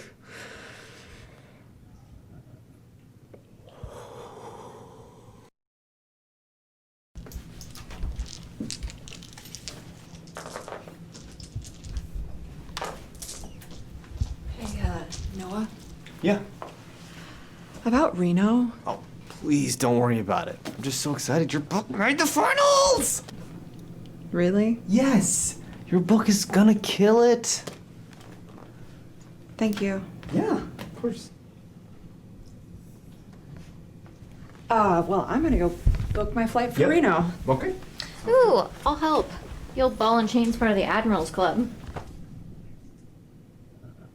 My ideal life.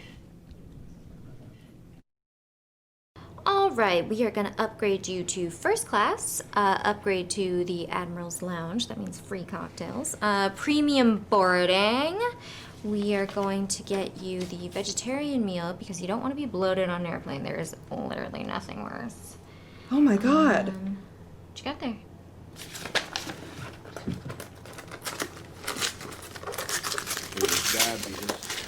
Diabetes. Oh my god.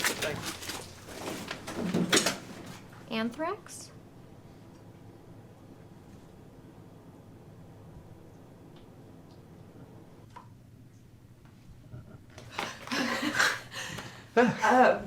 Where's Noah? He went to take Joe home. Oh, since you're here, it's time. Brrr. Happy birthday! They have the best salmon, squid, shrimp, lobster combo. You're gonna love it. Yum.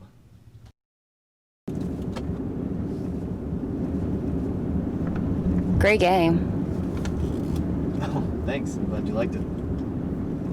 Although I still kind of wish we went to Candyland because I like it so much. It reminds me of childhood. And then like the dwarves are so funny and they're made of marshmallow and it's just like everything that he sees except for the waffle. Gary might be moving with us. That's pretty crazy, huh? I heard. This is gonna be so awesome and non-awkward and totally delightful. Just you, Gary, and Sarah just living as a modern family. Wow. So a little bird told me that your roommate moved out. Yeah, you did. Do you know anyone who's interested in renting?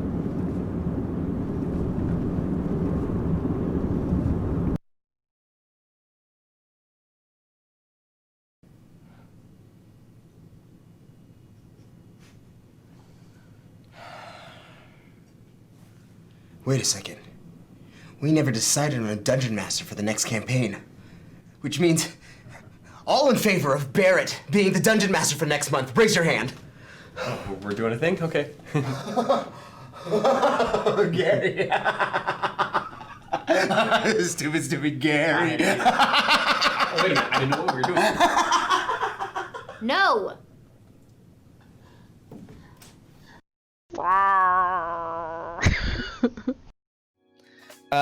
You guys were just about to go on a massive supermarket shopping spree.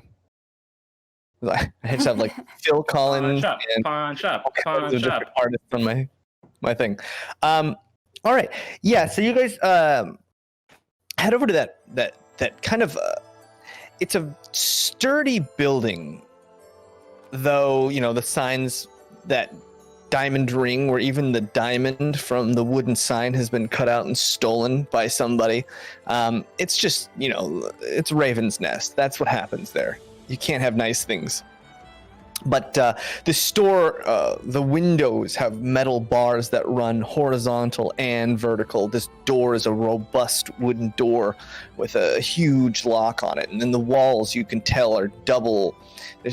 They're doubled up with double locks. Thick hardwood. Yeah, this place is like a bunker more than it is a shop, and it's pretty large. And as you guys kind of walk in, there's just a small room with a window and more of that like mesh of metal bars blocking it. And when you get in there, there's just this older looking gentleman. He's just kind of sitting back in a chair, and he kind of clocks you when you walk in and just keeps an eye on you. Right. What can I do you for? Yes, hello. Me and this fine gentleman would like to check out your rings and bracelets.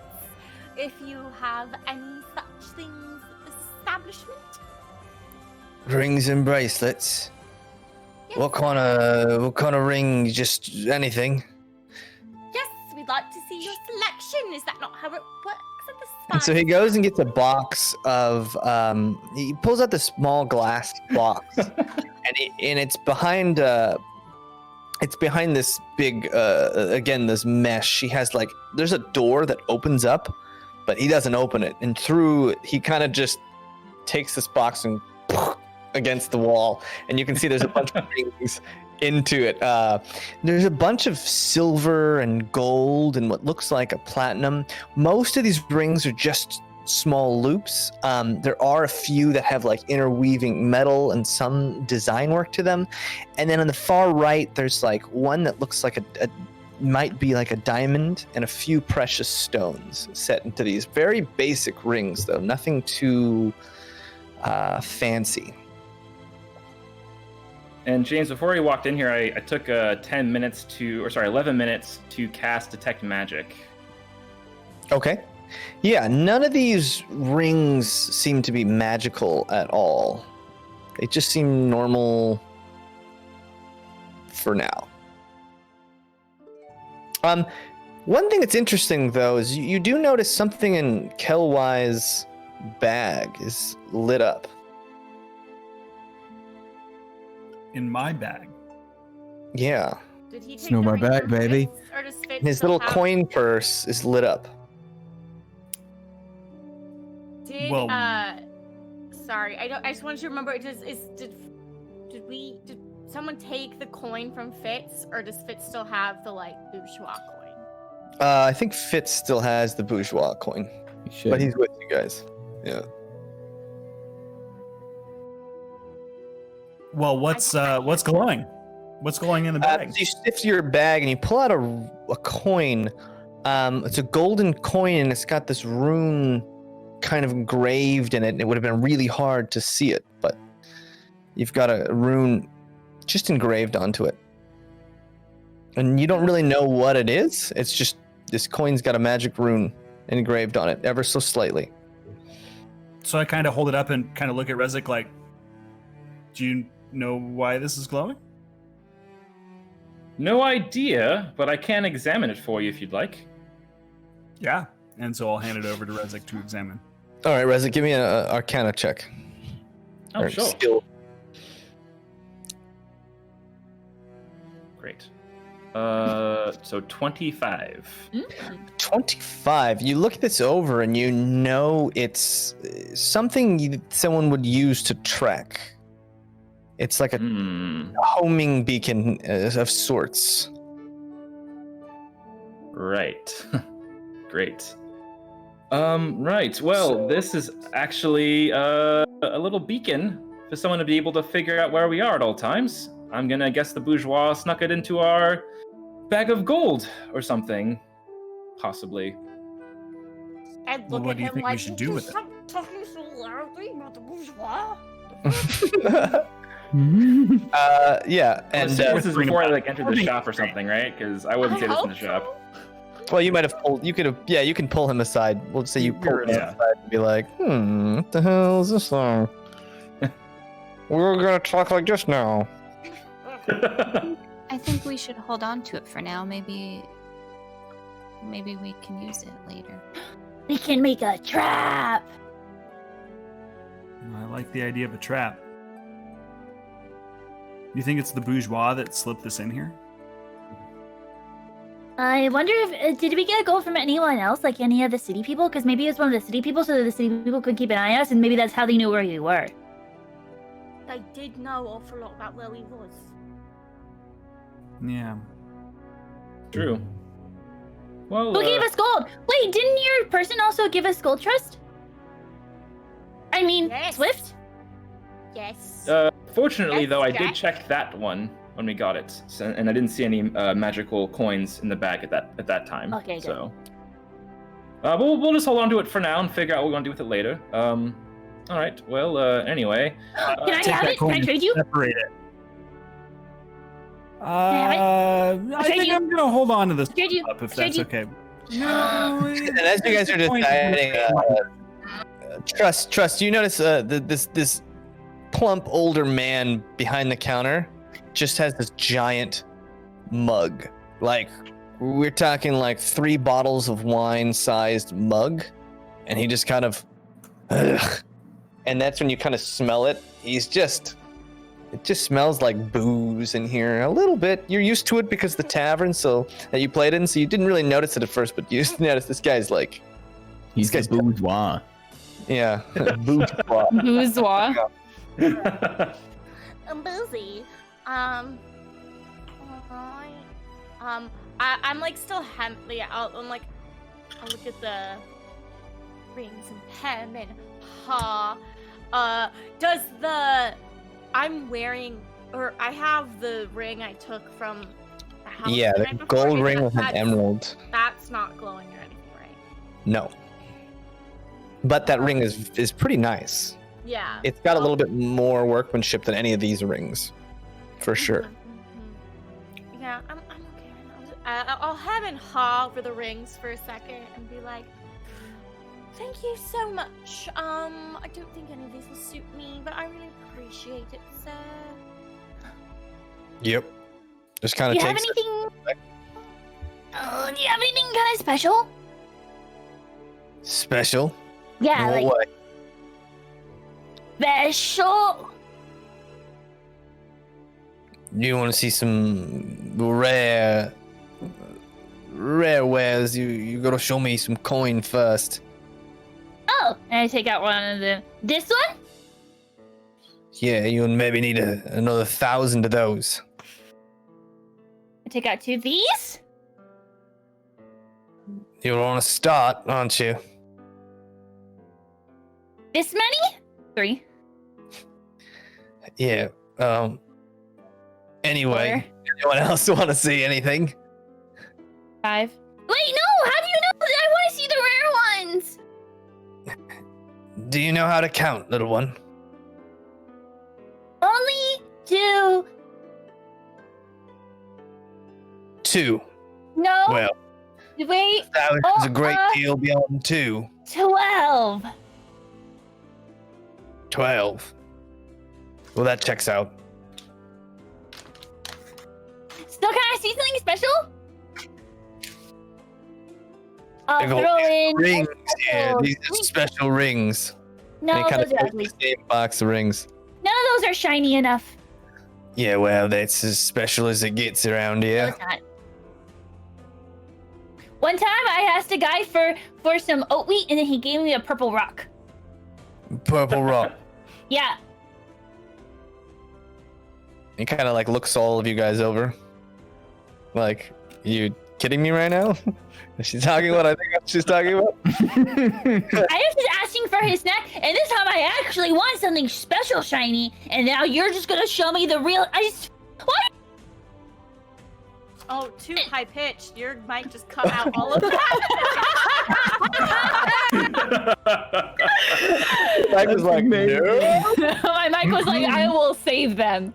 It only goes up to 20,000 hertz. Yeah.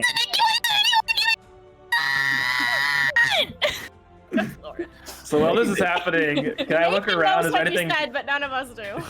Is there anything else glowing in the shop that I can see if I like kind of look around for a little bit? You do see like a soft glow coming from behind him, but it's hard to tell like if there's any one thing. So you do get the sense that there's something back there that might be. I put down like a. Why not let her see what's behind the counter? Anything special behind there? Why are you talking stupid? Because I'm Frederick. Like I said, look, show me the coins first, and I'll I show took like you. a handful, just like out and just onto the counter. Still not enough. Wait! Whoa! Hold on. I learned that you're supposed to do this, and I like wink and I slide it over real sly, like I did the first time, but like with the handful. Ugh. Right, yeah, you're still not even close. I'm gonna walk over to Pup and just be like, my love, this place is not worth it. We'll go somewhere else where they respect us and we'll get you the shiniest of shinies. I start individually putting them back. I like purposely like bring out the entire. So I must say I am displeased with the way you handle business here. Good day, sir. Right. Well, that's on you. As I'm doing this, here. I'm finding the voice. Okay. Do I still have the purple rock? No. No. Dresden took it from. No, Rezik took it from me. Rezik took it from you. I'm gonna. I have it now. I'm gonna grab all my stuff and then try to pick it out of Rezik's pocket. Strawberry. I had to be like, fine, It's and then in my be like, backpack, buried very deeply. Nope. All right. Well, roll a sleight of hand with disadvantage since you don't really know where he put it. It's in my backpack, buried very deeply, Jaymes. They'd have to search around pretty Sleight of thoroughly to hand? find it. Sleight of hand with disadvantage. 15. I rolled a 19 and a 12. You managed to like sift through a little bit of his backpack, not the deep reaches, and you can't find the actual rock, but he doesn't seem to notice. And when he does kind of notice you picking through it, you're already like,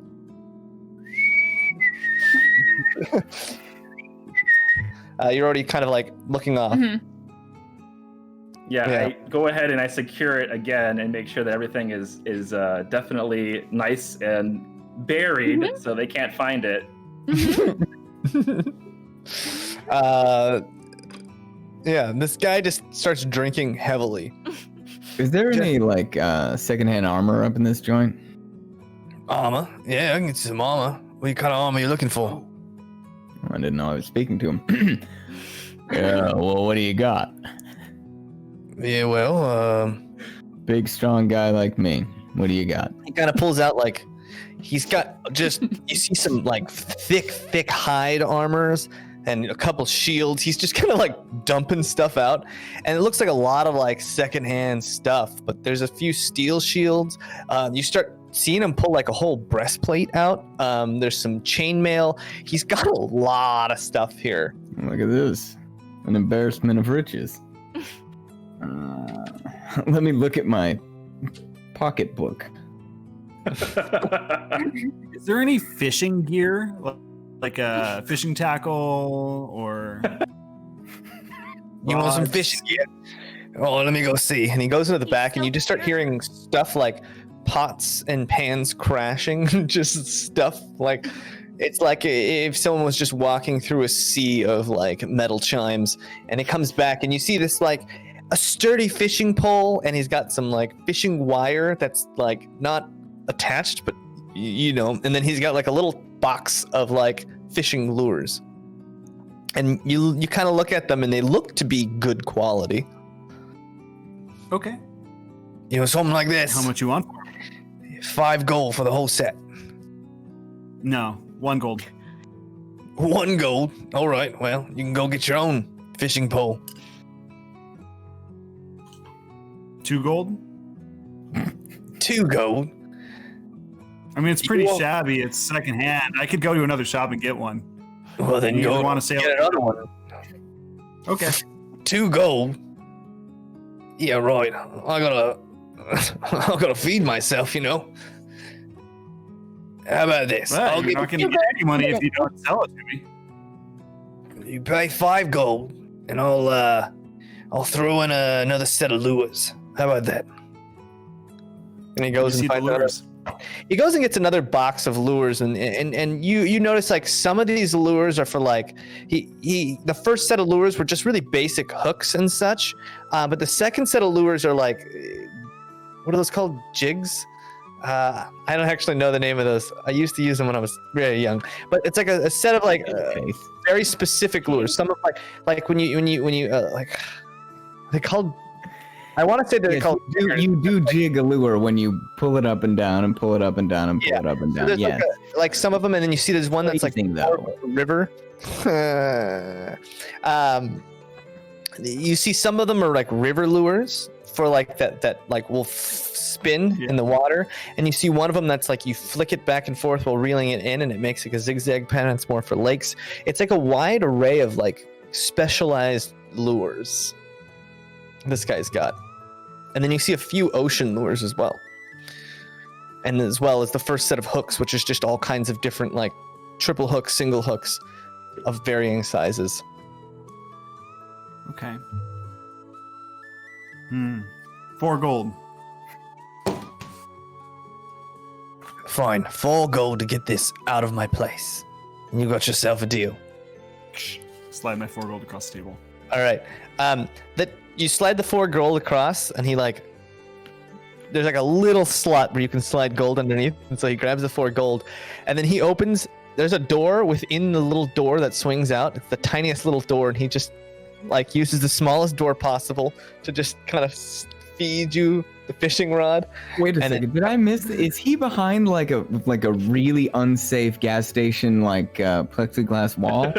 Basically, yes. Yeah. Okay. It's kind of like a mesh of iron. It's got a little door that swivels in and out that no living being could really fit through. And I love it. Okay. Yeah, and he just kind of slides all that stuff out to you. So now you have the specialized lures, the basic lures, the thick fishing line, and the pole. Sweet. What does that breastplate look like? Nice? Bad? Sweet? Does it have any like flames on it? Pulls it up and hits it. You notice there's like a small dent in the side of it, like a very small dent. Something that means it worked, right? Yeah, something probably hit this pretty hard, but the breastplate looks to be in pretty good order, and he kind of looks at the leather straps. Don't look amazing, but they look within working order. You could probably you either replace them or oil them up if you really wanted to clean this breastplate up, but like it looks fully functional. How much you want for that? Something like this is let's see, where it's used, so we'll give you a little discount. There's a dent right there, so let's say 320. 320. All right, well, neat. How much you want for the shield? How about that metal shield? Shield. Kind of lifts it up. The shield, again, same, dingy, but looks like it'll work well. Something like this, it'd be 11 gold pieces. The iron seems to be in good repair. It'll keep you alive. What's your life worth? Not much. That breastplate's too much. I got some. He pulls up this like really heavy set of like rings, like thick, big rings. It doesn't look great, but it's like, rudimentary chainmail, which you know is called ringmail. It's like smaller, a much bigger chinked armor. Well, how much you want for that? Oh, this is pretty cheap. It'll go for 30, 35. Let's see. And he's like doing calculations. I'll give you 31. 31 for that. 31. Yeah, look at this. He like hits it and it's like, it's hurting my knuckles already. Yeah, well, I'm not surprised. How about 40 for the both? 40 for the both. All right, fine. Fine. And you see him like slide out the shield. There's like a flat door that opens up in the bottom of his door, and it's like perfect size to just kind of lift the shield because it's round, and like he rotates it open and over, and it's just the perfect size to slip it out. Then he closes that one and opens up another one, and the little rings he starts stacking them and sliding them through this other little hole in the door. He's just like very meticulously. It takes him a while, but he gets it all. Yeah, while he's doing that, I'm gonna be like, you who hurt you? Right, well, we're here in the Raven's Nest, so literally everyone who can hurt me would hurt me. Oh. Well, I mean, you're not wrong. But, I don't know, it's just sad. You look like you're in a cage. You're doing business with you, though. No, I prefer it in here. I got my spirits. I got my life. What else you need? Nothing. Absolutely nothing. And I take the two things, start to examine them. The shield's round? Like No, Captain America shield? More of a kite shield. Oh, nice. Yeah. Just as a cursory glance, does it look like the point at the bottom could be sharpened to a hellish edge? Absolutely. If you had the right tool. Oh yeah, daddy needs a file. It's got that thin metal plate because it's really wood in the back, and it's got a thin metal plate in the front. But then that outside edge is a thick metal that's been bezeled with like some spikes. So yeah, that thick metal in the edge, you could for sure turn that into like some sort of punching weapon. Yeah, just on the lark. Hey, you got a file back there with your spirits? A file? Yeah, you know. Nah, nothing like that. All right, well, never mind. You know, move to the. You might want to check Logger Smith or something up there. They probably got some tools. You need to buy some of them. Cool. Oh. They got a few hammers. You looking for a hammer? No. Why would I need a hammer? Oh, I don't know. Just fishing. No, And I just point at Cullen. Well, he's fishing in a different way. James. All right. Well, good. Hey, what's your name? Oh, sorry. What was that, Jason? You can answer Cullen first if you would like. Okay. What's this? Oh, guy's they name? call me Grizzleby. Grizzleby. Hey, Grizzleby, great doing business with you. Oh, absolutely. Absolutely. Your coin is always welcome here. And, you know, I've always got a revolving door stuff coming in, going out. So check back anytime you like. Yeah, but nothing shiny. Well, you know, if you come back with a few more of those coins, I could show you something magical. Make me get some more of those coins. You can show your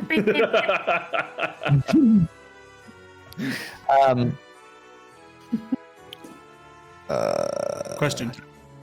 Yeah. For you. We had discussed an herbalism kit for me. Does that mean that I already have one, or does that mean that I still need to purchase one? You'd probably still need to purchase one. You just know how to use it. You don't have one yet. Gotcha. Is that something this guy would carry? I don't know. Maybe. Okay. Grizzleby, if you don't mind me asking, do you happen to have any herbalism kits? Kit for collecting plants and the such. All right, let me go see. And he goes and sifts through some stuff. Roll your D100. Let's get some D100. You're not going to rip me off on, please. Also, roll another D100 because we haven't rolled your D100 yet today. Yeah. Extra. This isn't flat. I need a flat surface. Give me a flat surface. Sorry, I'm trying.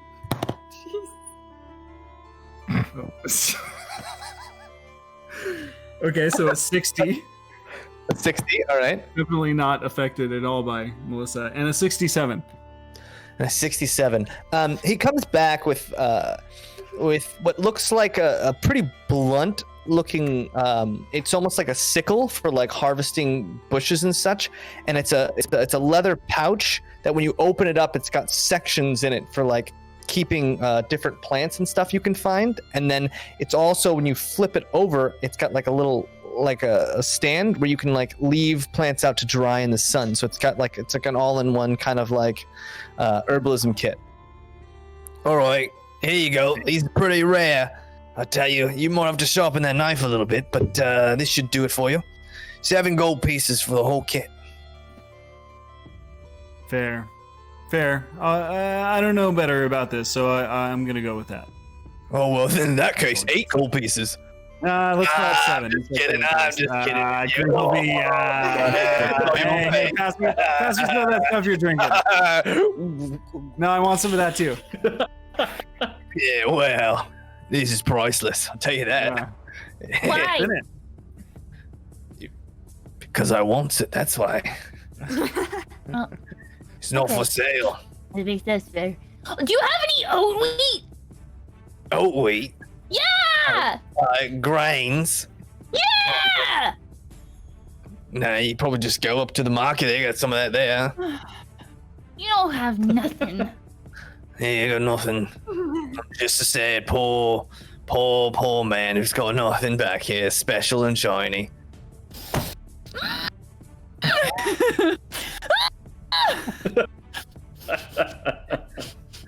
He goes in the back. He's like, fine, here. You want to see something shiny? And he goes and pulls out this. It's very small. It's only maybe a couple inches tall, but it's a silver raven. It's like a figurine, and it's pristine. And when you look at it, the light that shines off of it curves in like thousands and thousands of little mini tiny details, and every time you move your head to the left and the right, the light almost makes this thing look alive. It's so realistic looking, carved out of this silver. He's like, how's that for shiny, huh? My ears just Yeah. Yeah. So I got shinies, but you need to show me some shinies. Oh, out of curiosity, when Rezik did the magic, did my cloak light up at all? Oh, that's a good point. Your cloak did light up. I mean, Cornelia's cloak? The that cloak I'm still wearing? you're wearing? Yeah. That lit up. Only glowed to the person who cast it. Okay, interesting. Okay, what did you? Everyone can see it. No. No, just Rezik. Rezik. Also, this figurine is glowing with a bright shimmer. This figurine. I whisper in Pop's ear. It's got magic. It's got magic, and then you look at her and you're like, "You got magic." Who's wearing those boots that you stole from? You took the boots, right? I thought you took the boots, the cloak, and then the potions. Yeah. Whoever's wearing those nice leather boots. Oh, the cylinder, not the boots. Okay. Yeah, those boots weren't magical. Sick. Yeah. That cloak is magic. Yeah. By the way, Jaymes, how many scrolls were inside that that leather case when we opened it? 3 of them. 3? Damn. All right, cool. Oh, I thought the first you're like 3. I was like, oh, is that not enough? No, that's awesome. Fine. 2 scrolls. No. 1 scroll. Final offer. Yeah. Going, God. No scrolls. I'm gonna like right next to it on the counter and like. Whoa. Yeah, but and he kind of looks at your coin purse, or where do you keep your coin? Where were you pulling your coins out of? Well, I have my like sling back. Okay. Remember? Yeah. And he's my like, the cool hipster looking fanny pack that people wear. Oh, that's fanny pack that people wear. We get it. You're so cool. You don't like things that other people. So angry. Yeah, right. you're gonna need a bigger pack if you're gonna purchase something like this. And he kind of takes it away and goes and puts it in the back. Wait, what is it? How do I know that I want it? How do I know what I'm looking for? It's a wondrous magic item full of incredible power. Am I allowed to say that word here? Say what word? Magic? Magic? Yeah, because other people were like, no, that's bad. And other people were like, no, we have magic. And other people were like, whoa, no, we don't. Yeah, well, maybe the superstitious types. Or maybe those, blocks over there in the oil lamp district. Wait, they're Things. what type? What? The blokes. So they're titious, but they're like super titious. Not wait, why aren't they just like a little bit titious? They believe in like good luck and bad luck. You know what I mean? That makes them super. Yeah. It makes them super odd. Then how do you be normal titious? Makes them dig deep in their pockets sometimes, though. I'll tell you that. It's very useful. That's how I'm gonna find more friendship coins to get the pretty bird. Yeah, well, I hope you do get the pretty bird. I'll keep it out here for you. And then I'm gonna turn into him. Yeah, you promise you're gonna keep that bird for me? Immediately, he just like, whoa! Like, looks at his drink, looks at you. And then I grab his drink and I like go to drink it. Well, his drink At is behind him. like a steel mesh. Oh, there's steel mesh in front of him? Yeah. Oh. He's completely blocked off. That's why he has that little door of varying different Got sizes. it. Got it. Opening and closing. Yeah. Then I'm He's just not kind of gonna like, do that. just kind of staring at you, like, I like mirror him. that's a neat trick. That's a neat trick. Oh. Oh. Wow. Look, he's... you- Anybody else? I reckon he's not superstitious, this one, eh? Because he's not giving me his money. Nice turn back into pup. Well, Dang it, really tried. think of a few ways You're you a can normal use that to stitious, make I some guess. coins, huh? I like elbow Rezig. I guess he's normal stitious. I guess so. Santa? Ho, ho, ho. You got any coal in those backpacks? Chris Kingle over here. Kringle, not Kingle. Giggles. Chris Kegels. Chris Kegels. Anybody else before we go, though? Melissa, do you want to get Yeah. anything? Or Yeah, I wanted to ask if there are any kits, maybe thieves' tools, maybe gaming set, like Thieves' tools? supplies. Well, mostly the lockpick. You gotta do some thieving. Don't. My business is You want my me to own. sell you stuff that's gonna help you break into my shop? Is that what you're asking? No, I'm not gonna break into your shop, sir. Right. My business is my own. And if I Yeah, break into well, the shop, unfortunately, maybe your I'll help you business might reinforce be it. my business, and I plan to keep it separate. So you're gonna sell me these picks or what? No, I'm not gonna sell you any break into my store. Fine. Hard pass. What about some wax or any seals? Yeah, I don't really feel like selling you much of anything right now. Yes. Damn you, sir. And I'm gonna walk away. Walking. Why, you Shakes woulda. her fist at him. She's like, I'm gonna approach. How many sets of armor were there and shields? There was a bunch of stuff. Just a big block of stuff he pulled out. I'm gonna approach Fitz then and just be like, I'm gonna approach Fitz and also bring over Dresden, and just say to them, kind of like, I know, like privately, away from the store manager. Should we get Fitz any weapons or armor or anything? Do you think? I mean, it couldn't hurt. What do you feel like, kid? Feel like using your one arm to block things, or attack things? Well, it might be hard to find me a full plate of one-armed armor, but I shall take it. What do you mean? How big is he? He's like a big guy. maybe 5'5". He's not very tall. He's not like ridiculously short. He's on the thinner side. Okay. Would he swim in Calyx armor? Because I still have that. Yeah, a little bit, but I mean, it would still fit him. It would still fit him. The only thing with the Calyx armor is it's got the Ashen Riders. Yeah. I know. Yeah. Oh yeah, I know. It's terrible. Can Resnick, melt that off with his fire? Just, like, I mean, they did have that. There's that they had some like thick hide armors, which are probably easier to fit to somebody because they're not like so on the size. He had some of that. Well, yeah. Let's look for Spitz over here. Let's get him kitted.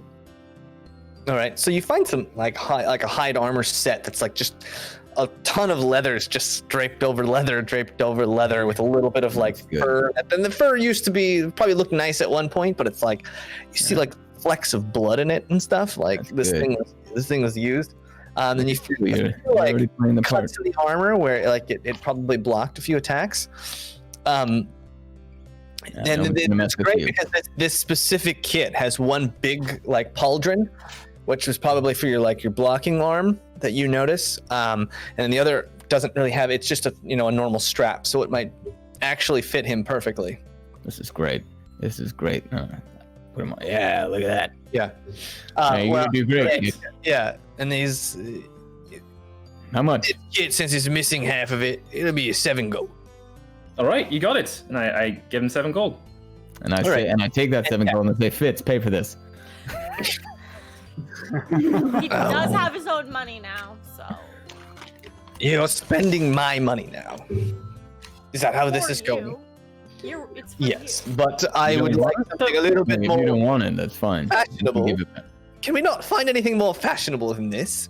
Hey, do you want to look like a target or someone that's already been through shit? Oh, well, you do raise a good point. Yeah, I do. And Preston, I don't mind paying. Legend of Garrett. Rez, shut up. Take this.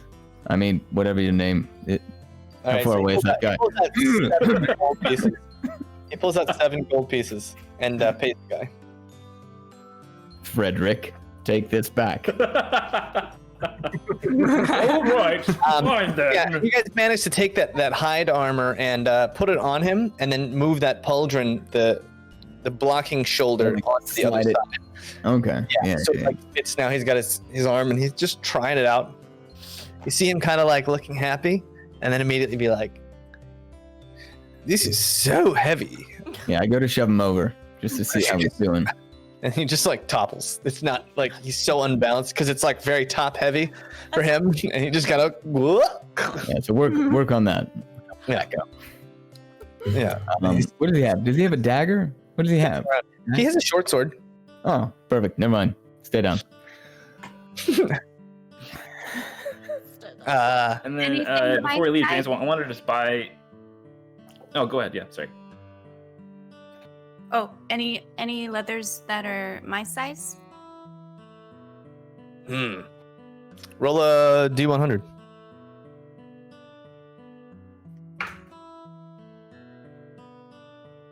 $54. 54. Yeah, so he goes into the back and he starts looking, sifting through stuff. And again, you hear that like sea of pots and pans just crashing to the ground. And it's hard to see because it is like there's like a cloth that just hangs over the door. And he comes out with this very, very nice. It's black armor with like silver inlets and studs, and then there's like just patterns of like swirled silver along. It's made for someone small like yourself. It's a whole set of leathers. Some sort of lordling like this, but it's it was made by a master craftsman, so it's going to be sold at a premium. You really got How much is that? Yeah, you got that many people wanting that? You'd be surprised at what people want and what people come here asking for. I could tell you some stories. I won't, but I could. Something like this. Well, normally with this fine studying in here and these designs, it would be upwards of 100 to 200. But seeing as you've already purchased some stuff, I'm feeling charitable. I'll give it to you for 75.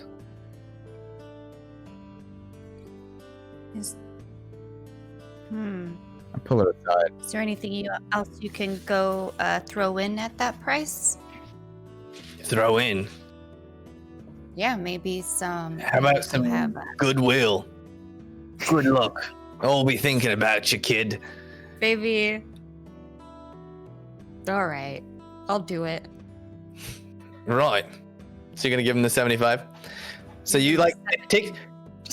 All right. So you put 70 under, and he's like counting it as he goes, very meticulously, and he's like, 5 more, and it's yours. I'm gonna slap it on table. And this, and then he slowly. This leather armor is like. It fits really nicely.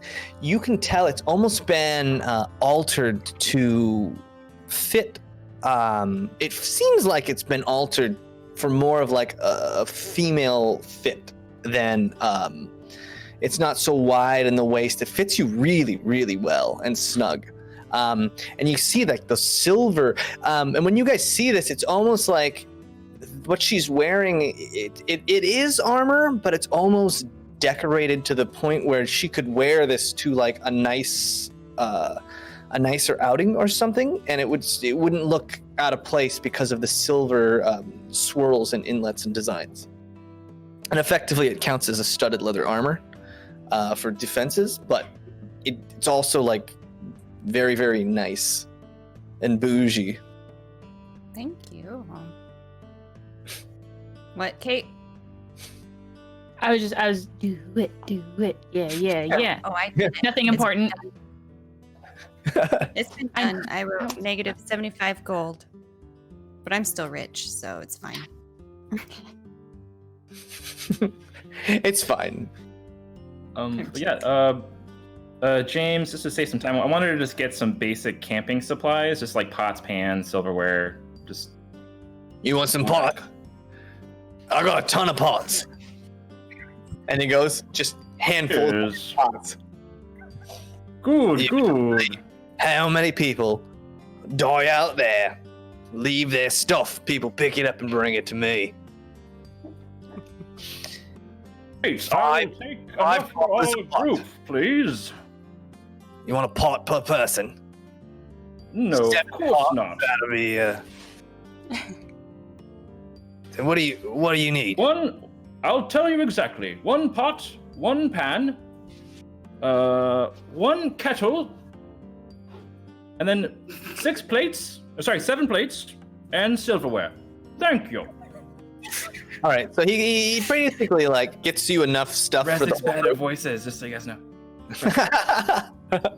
Rezik's bad at voices. What is Yeah, Jaymes is bad at voices. That's why Kelwise isn't going to do any voices. Rez is doing great, okay? Rezik is doing great. But Rezik Connery is doing great. So he kind of puts all this stuff together and then puts it in like a backpack kind of sort. He's all right, for 2 gold pieces, I'll throw in this bag sack and all this stuff. It's like a nice canvas bag, and it's got like it's clearly for someone who's traveling, and it's got little places where you can hook the pans onto like the side onto a string and then put it up. There's even a place for a bedroll on top that would like latch down, and then it also works as like a backpack. Great, perfect, thank you. So it was 2 gold. 2 gold pieces. Are you gonna happen to transfer your stuff immediately from one backpack to Well, it's in its own. It's in its own separate bag, so I don't need to. Thanks to this lovely store manager. He's great. I'm just asking if you were gonna do that. Because now you have 2 backpacks. How are you gonna hold 2 backpacks? One inside the other one. What dressing are you gonna carry it? Yeah, I can hold a backpack for you if you need be. Great. Yeah, so you've got a backpack. I want to get a bunch of camping stuff and like it comes like he put like a little grill that you put over like you've seen it. It's like a a very basic little grill that you stick over a fire, cook things and such. How much room does that extra set of armor I have take up? It's pretty Calyx armor. Yeah, it's pretty bulky, but because it's leather, you can kind of put it into like a wad almost. Yeah, can I just there, there, the shoulders kind of It's like not that full anyway. You could probably put it in there, honestly. Yeah. Okay, cool. That's all I need to know. Like the majority of a backpack, but you could stick it into a backpack. Well, I just meant with like whatever's in that backpack already. What did I sign up for? Camping gear? Yeah, it's like the mesh. Yeah, it's the mess kits. The pots and pans kind of hang outside. The grill hangs on the front, and then there's. I'm going full Samwise. Nice. Okay. Yeah. What state is precious? And then just some basic like makeup, that I can like use to like possibly disguise myself if I have to. Disguise kit. He probably doesn't have like a kit, but like just anything have that any would resemble that. I do have paints. You have a lot of paints. You have every color you need? Yep. Okay. Oh my god. So yeah, he has like an old set. It comes with like a brush and a bunch of different colors of makeup. It looks like it's half used, but that's fine. From what you know, like makeup is pretty expensive. So he has this, and it's in a nice like slate, and it looks like there's like this reusable little container where you could like take some out and exchange it, and it's refillable. Great. And he puts it on the counter. And he says, "This is 20 gold pieces. This is very rare. You ain't gonna see something like this much anywhere else. At least not for this price." I very much appreciate it. And then also, does he have any? Is there any like nail polish in the kit or in the bag as well? Nail polish. There's no nail polish. It's just like powders and such. And does he have any nail polish? Roll a D1. That's fine. I have paint. Roll a D100. Okay. Yeah. 53. 53. He has some paints that he's put together. You ask him for nail polish, and he comes back with some different colored paints. They're like not great, but you could put them on nails. And he's like, "This is the best I got. You could put this on nails." Where's your sister been throughout all of this? Heard about her at all. So where's my sister? She's just been following along. She's just hanging out. Just quietly, just following along as we go into places and murder people and go to the Bourgeois and.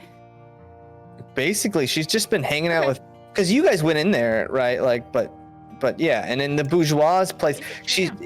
That's where we found her.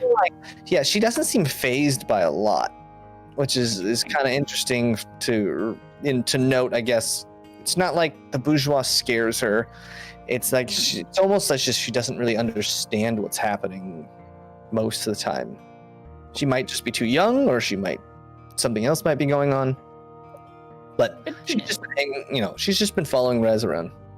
Okay. I'm good on the paints, but I will try to get like she can't really carry stuff though. Well, whatever. I'm gonna get like, if I can, like any kind of stuffed animal or like wood carved animal if possible, like a toy. That way I can just have something for Eva. Yeah, what kind of animal are you looking for? He pulls out like a set of just like old wooden toys. One's a horse. One looks like this.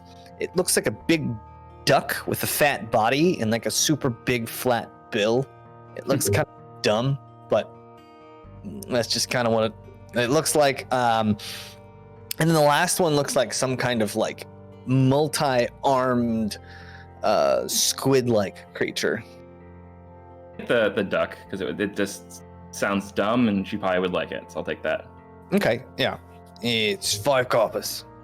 Great, okay. And then I am good. All right. Do you have a backpack you're trying to get rid of for free? No.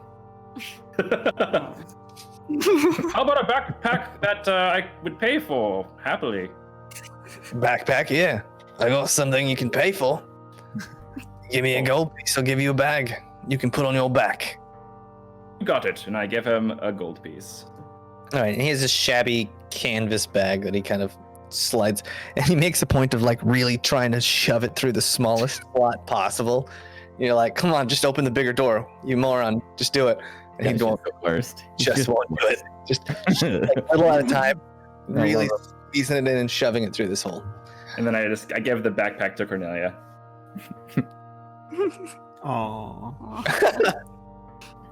Cornelia, this bag, you put the straps on like the absolute biggest, or the smallest, I guess, the straps can go. You really pull these straps down and like tie them off a couple times. And when you guys look at her, she's got this like big bag that almost goes all the way down to her calves. So she kicks it just a little bit when it hits her at the back of her feet when she walks. But it's just tied up. She runs. There's like this bunch of extra straps just kind of sticking out of her sides. Amelia, give it to me. Beautiful armor. Give me your backpack. I'm gonna give it to her. I'm gonna fix it with my sewing kit. So it's permanently like that? Oh, great. So that it's her sized. Yeah. Well, because the bag itself is like half the size of her body, because it's just the bag is meant for like a human. Yeah, but you can cut the straps enough to where like. Yeah, you can definitely make the straps work, but like the fact that it's low hanging is not gonna. Okay, yeah. So she's Cool 8th grader from like the yeah. 50s. She sews up the straps so that it's like much more comfortable and it fits you. Yeah. Now you have this oversized bag that's perfect for holding lots of stuff. It's so big. I'm excited. I'm very excited. Can you fit inside of there? I'm gonna try. You can use it as a sleeping bag. Ooh. Sleeping bag, backpack, You sleeping could bag, probably backpack. fit up to maybe your like upper torso probably fits in the bag. Yeah, as we're leaving, I just say, I did promise, and I put the backpack on my front. You can go in there if you want to, and I'll just walk you around like it's a baby Bjorn, basically. Yeah. Baby Bjorn. No. I'm gonna do that and be like a little baby in a fetal position in the backpack. Roy, anything else you guys looking for?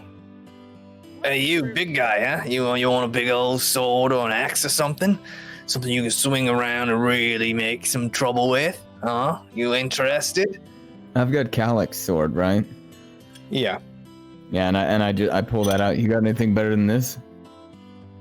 Well, not really. I got stuff that's bigger than that, though. Huh? Go on. Bigger is always better. And he goes in the back and pulls out this like Hashtag not a humongous sex cult. great axe. It's a large great axe. So it's clearly meant for some like a minotaur-sized great axe. Minotaur.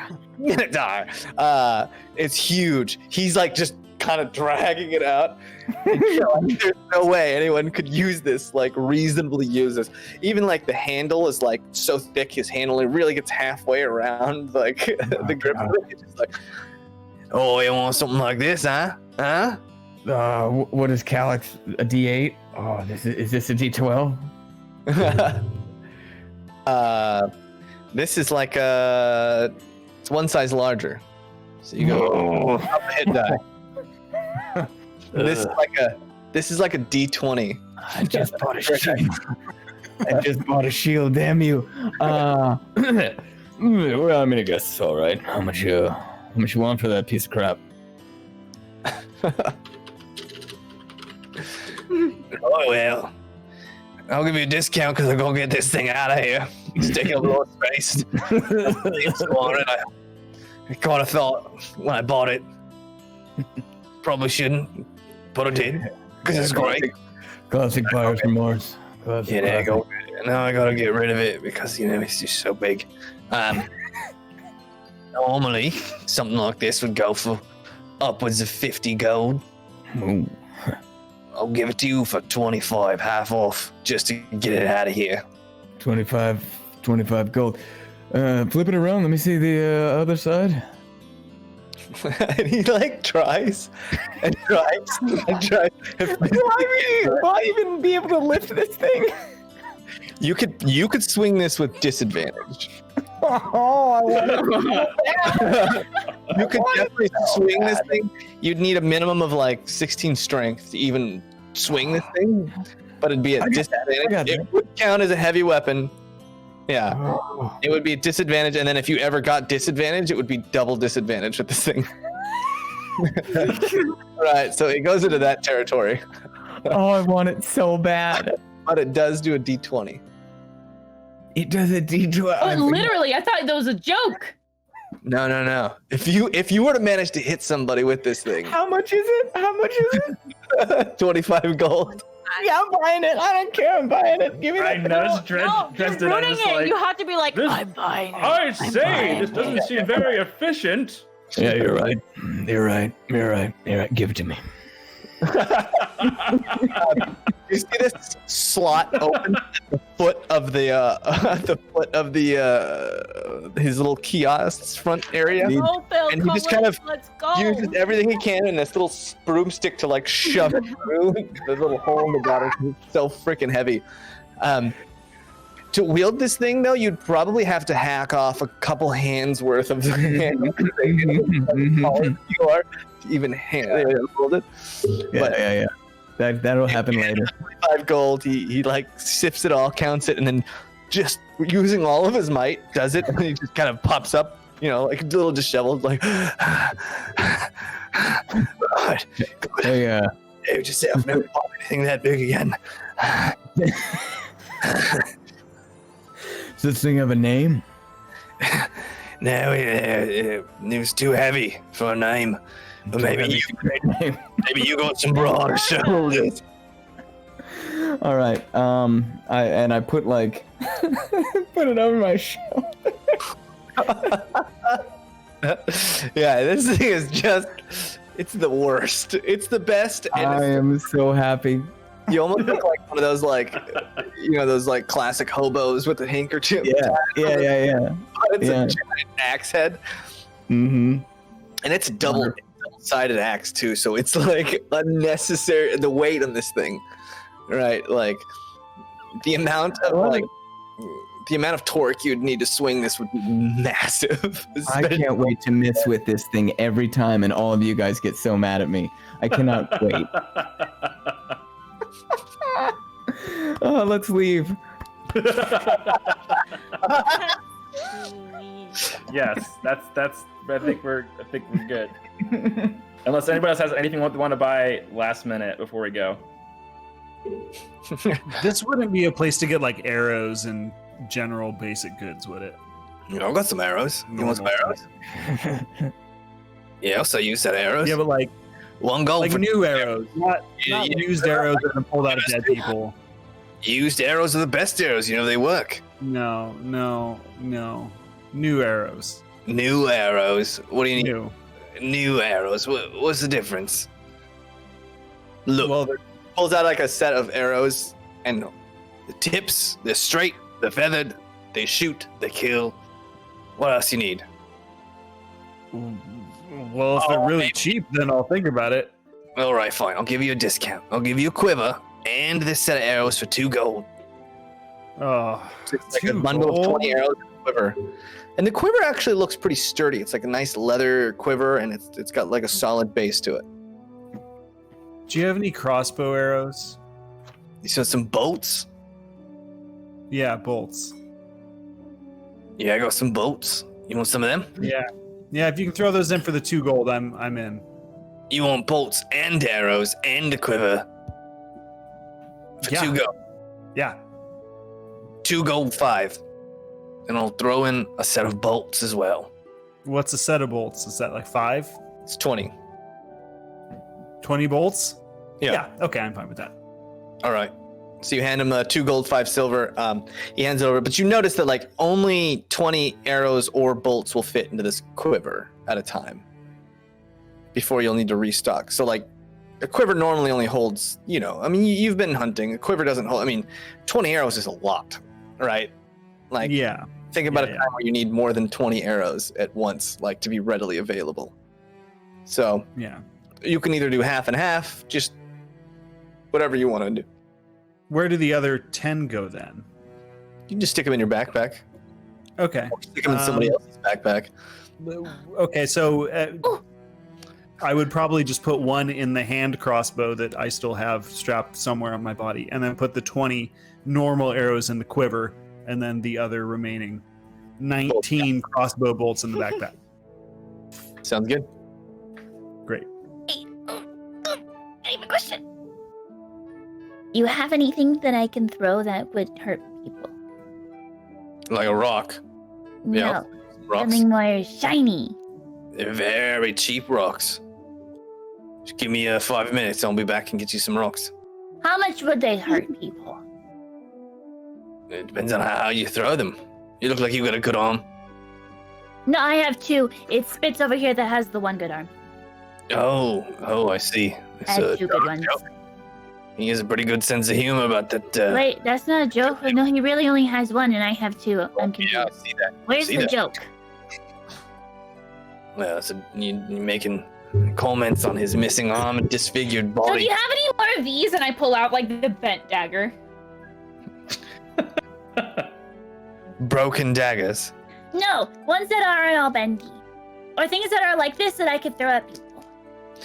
Yeah, he kind of goes in the back and fumbles around again, and he gets a set of daggers that you notice they're missing. They're missing the. Do they have? What? Nothing. Continue. He pulls out a set of daggers that don't have like handles, and they're a little bit curved. I mean, they have handles. They don't have any protection for your hand, so that they look like daggers that would be easier to throw than like very similar to like something you'd see in Naruto or something. Freaking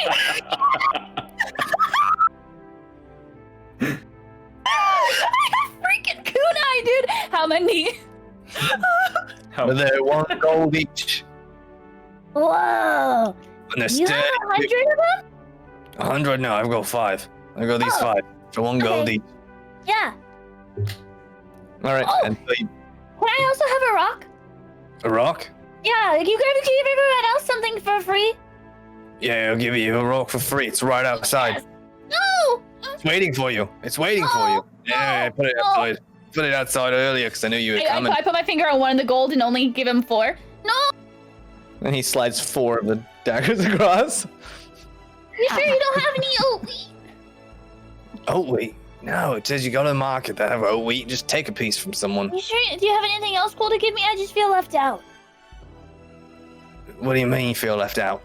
Because you were like, oh, I'll give you this and this and this, but I'll give you this for free. Or I'll throw in this. You didn't throw in anything for me. I'll give you a well wish. How about that? I wish you well. Oh, For free. yeah. That's nice. Does that mean we're friends now? Yes, we're best of friends. This is the best kind of friendship there is. And I grab all of them and I like. All right. Before we leave, can I do an investigation check to see if there's any easy ways to break into this place later? Sure. That's it's not even hard to see. It's not hiding it or anything. You see that there's this big steel mesh of very, very thick bars, and you already noted that the walls are like the double thick, that super thick wood. You notice there's like 12 locks on the door, which almost makes it like just a wall of steel itself. And then on the doors that he all the little thousands of doors that he's been opening and closing to fit different various size things, every single time you've heard him unlock something and then relock something. So you would assume on the other side there's like 14 padlocks just blocking every door, little door, and then the rest of it's Does it seem like he sleeps here then? You'd assume so. Yeah. Probably doesn't leave much. Okay. And the back of his house it's pretty big, and it doesn't seem to have any windows in the back. It's just solid room back there that he keeps going back into. Okay. That makes that easy. Thanks. I mean, that's what you can see. If you wanted to find, like, you could roll an investigation if you're like really looking for like weak spots in this kind of. Yeah. Yeah. You could roll an investigation. So, yeah, a 14. A 14. With that, you really. I mean, what your investigation shows is like this guy has probably done this for a very long time, and he's probably had a lot of people try and steal from him, and he's probably set up a lot of countermeasures. So if you were going to rob this guy, it would be no half-assed measured thing, right? You'd have to really know your stuff, and you kind of get the feeling like this might be beyond my abilities, but you could always try, right? Like, it depends what you're willing to, and you have no idea. I mean, this guy has some magic stuff back there too, so you don't really know, like, I mean, despite being pretty drunk and goofy, he does have a very assertive air to him when he needs to be, that kind of snaps on and off, especially when he's counting money. That's kind of what your investigation leaves you with, that feeling. Well, I'm good to go. Cool. And as we walk out, I look kind of like I look like almost like a single father, where I have like Cornelia and my like this like front baby Bjorn thing, and I'm also like holding the hand of Eva as we're like walking away. You got this baby with a giant backpack in your backpack, and I'm just like, look at that. Wow, that was amazing. We should have gone to a pawn shop last time. They had like literally everything there. That was super cool. We wouldn't have been able to afford it. Dresden, that was a terrible purchase. Terrible. I can't wait to kill Can I him. hold it? Yeah, here. Whoa! Yeah, and you notice, like, into the dirt. This thing went like a good 4 inches into the dirt. My strength is not 16. Yeah. Your strength is under 16. It would be it would be impossible to like swing it with any kind of like real force.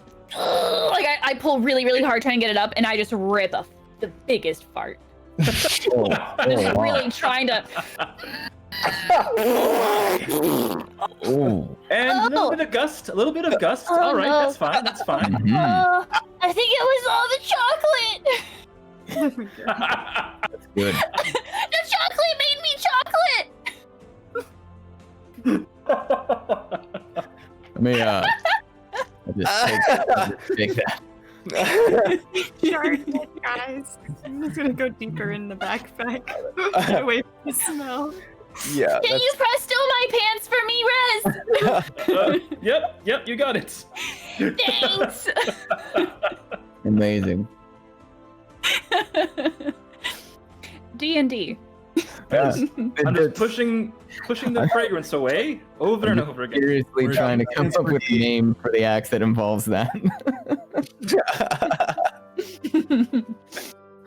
Oh, good. Yes. The chocolatier. Fudge Daddy. Stop it.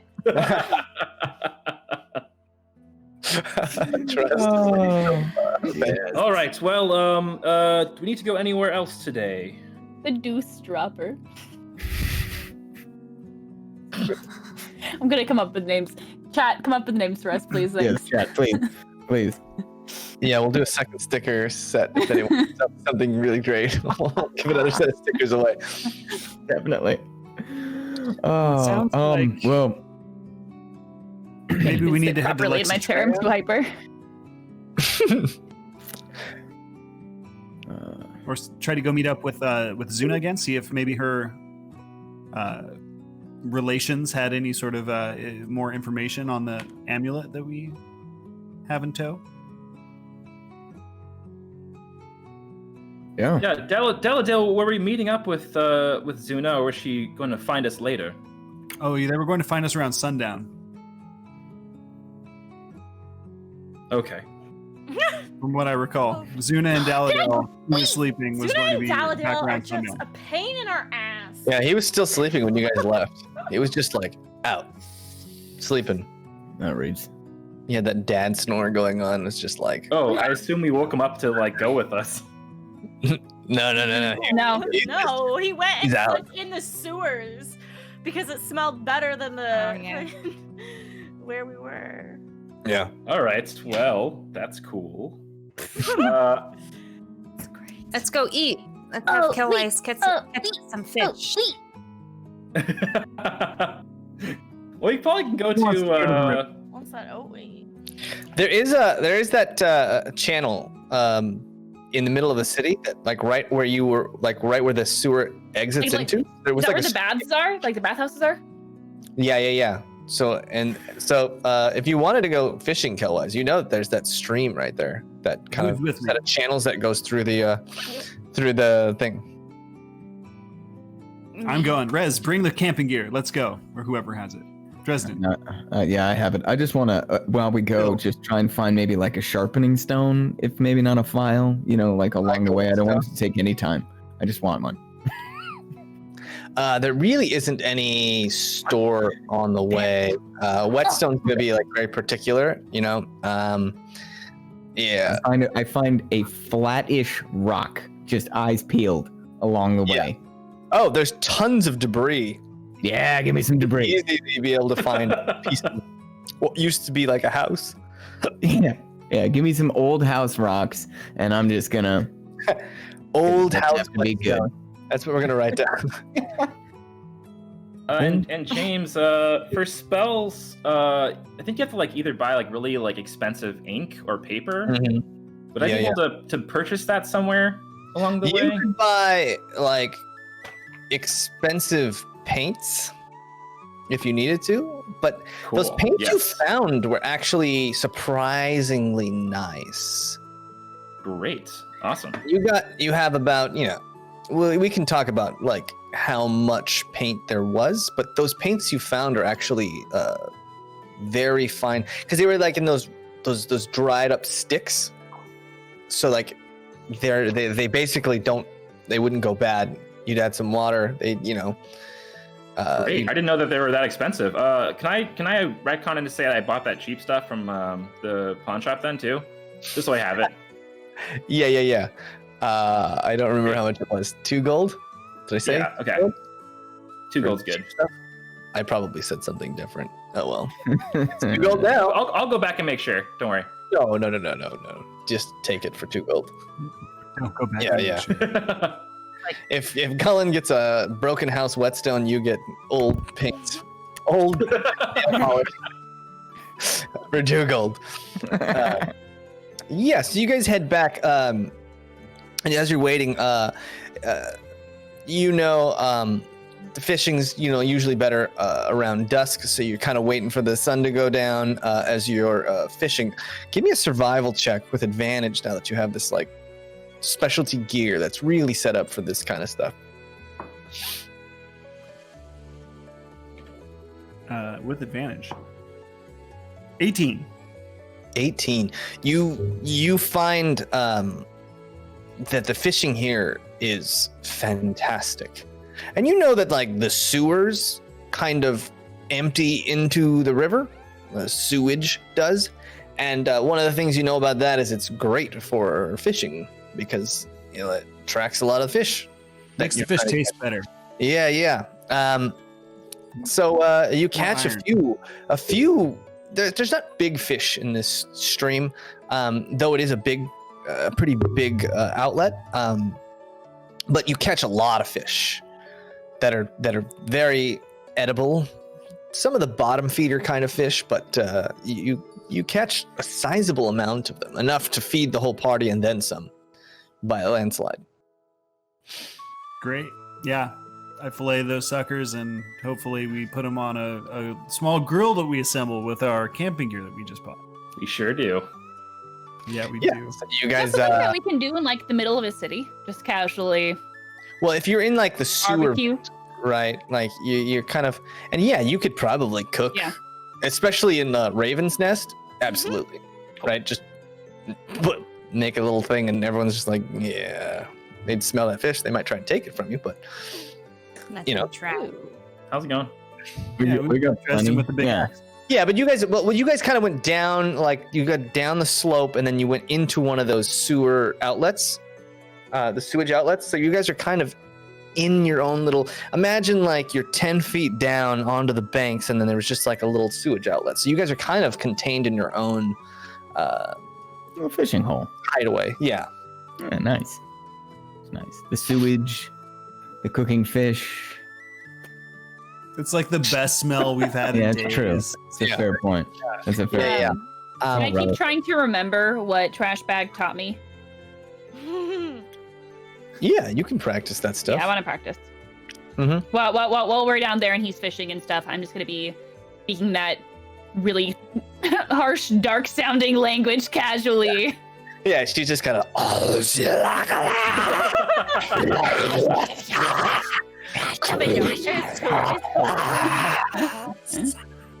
And like it's a lot of weird words that trail off way too long, but that's how you like emphasize. Yeah, Klingon. Yeah, little gurgles in the back of the throat, and you're just like, wow, that's interesting how you can do that. Yeah, so smells good. This fish is like fresh, it's new. And Kelwise knows exactly how to cook it, so it's got that soft, perfectly cooked inside, but like crispy outside with the skin. For those of you who like fish, yeah, and he just has these. You guys have a whole slew of fish for those who want it.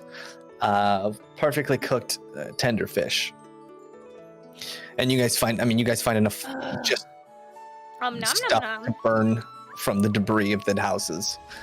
Do you have any that's still cold? Still cold fish? Yeah. I've never Uncooked had it warm fish? before.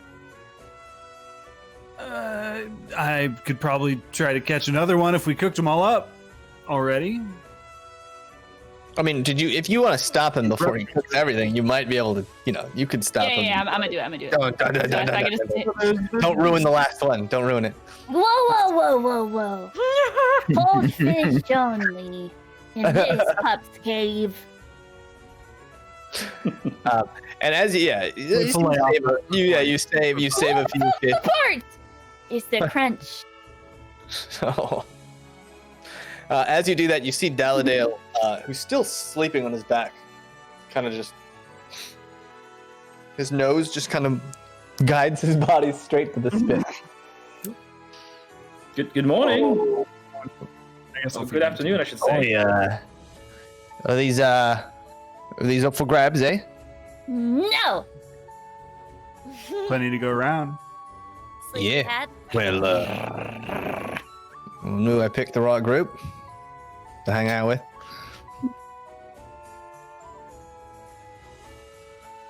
I guess you did. It's your lucky day. Thank you kindly. And he takes one, just, and he does it in this way that's just like almost like a machine, perfectly cleaning. Yeah, just like, and then Like cartoons eating corn. yeah, and the bone is like clean, and then he starts like eating the marrow out of each piece of bone. I don't even know if fish bones have marrow, but he does, and then he just starts eating the bones themselves, just crunching on them. And that you see, like, there's very he's been very human to you guys, despite his looks being an uncast with that like orange fur and the very like fox-like features. But at this point, when he's eating, it really comes out. He just has he has no poise as he's just like crunching these bones, just so happy, gnawing on the fish parts. And as that's going on, you see Zuna kind of drop down into the cave, and she immediately sees him just like gnawing on the bones, and she's, well, I'm sorry you had to see him eat like that. It's usually something we don't bring guests around for, but it does smell quite good. Impressed. Yes, Well, there's plenty to go around. Come and grab some. He waste not, want not, as we always say in our house.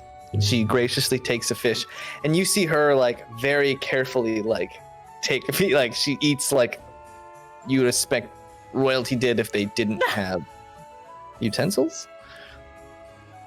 It's like majestic even without a fork. And as she's sitting around the fire with you, she's like, so I talked to my contact. They're not too keen in helping us.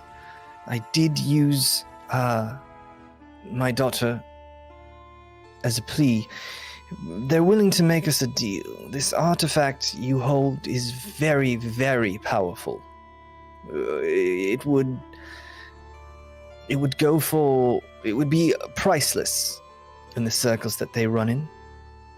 And they've agreed to help us by finishing the enchantment on this, under the condition that when we are done with it, they would like to possess it. Like, we don't need it, do we? Afterwards? Well, what if it's a few years before we're done with it? A few years. Well, Yeah. I have given him my word that on my honor as an elf and a bond, that I would return it when we are done with it. And if Yeah, you must when know we're done with something it, about like a our few years. culture, it is when you make a bond as an elf, it is a show of goodwill and good faith. And as you may not know, little one, elves, we live a very, very long life, and it would be a lifetime of disgrace to break your word, even once. It is not about deceiving somebody. It is not about tricking them or being dishonorable. We will give it to them No. once we don't need it anymore. Once And we're I'll done, it was stake my pretty word clear. on that. As long, once we stop needing it, we'll give But it the to them. understanding is that we would use it to free your friends from the pit. And immediately And your after... daughter. That was your understanding. Yes, That that is wasn't the our understanding that we've come to. Well, that is the deal on the table. Yeah, I'm fine with it. What we... As long Well, as there's our two- lives aren't in danger from the mission, we'll give it to them. For as long as we're not in danger for saving your daughter, we'll do it. I mean, there's two thoughts here I'm having. The first thought is that we should keep it because it's very powerful, can help us, get around. But the second thought is, this is a very powerful relic, and it'll probably put a target on our backs to even have it in the first place. I don't know if we can keep defending it anyway, so... That's true. What do you think, Dresden? I'm not sure. I mean, it'd be nice to not be seen, right? But if it puts a target on our back, it's not good either. It's not like we can all use it at once, right? Well, technically we can, because it's kind of a, I think it's like going out. Area of effect. Yeah, 50-foot area of effect either way, I think. Does everyone inside? From what you saw, it was just that big negative space. Okay. Before, so you guys don't know what its power would look like had it, when it's finished. Right. Presumably, we could check that because the bourgeois would know. He would be able to see what it would look like, so we should be able to verify. Yeah. Maybe we should sleep on it and think about it.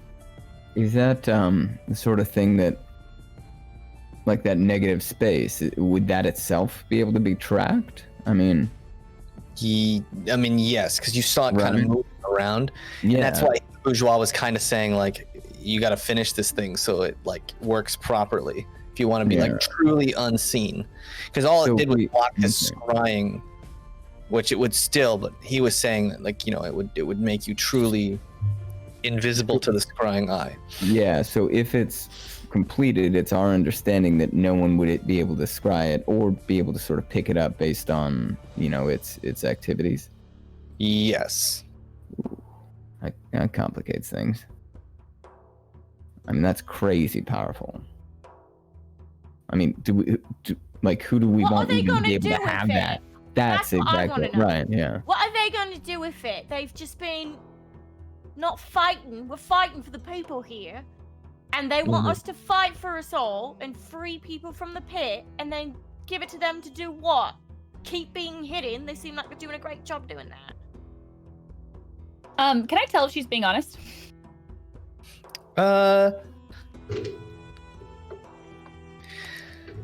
You look at her, and it seems like she's a very, very honest person. This whole time, you've never gotten the sense that she would be deceptive in any way, even when you first met on the beach. She doesn't seem like someone that likes to even circumvent issues in any way. She seems like a very straightforward, this is the plan, this is what we're doing, here's the deal. And she's never given you any indication that she was being dishonest. And that's kind of the feeling you get from her right now. How would someone like me or Dresden feel about the elvish community? Like, would we see them as like people that are pretty decent, or? As we've talked about, it's a commission, you know. Are we racist?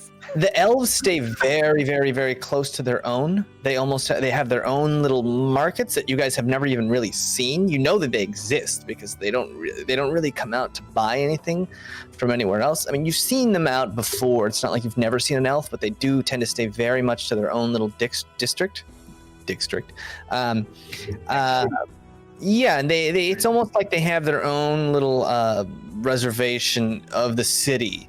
And they kind of just stick to their own, but they never really make trouble for anybody. So they have and their part of town is always very clean and well kept. So they have an air about them, and people kind of think, you know, the general feeling is that the elves are like these haughty, like bougie people that like are too good for everyone, and so people have a very negative feeling towards them. At least the common folk do, and you guys know that.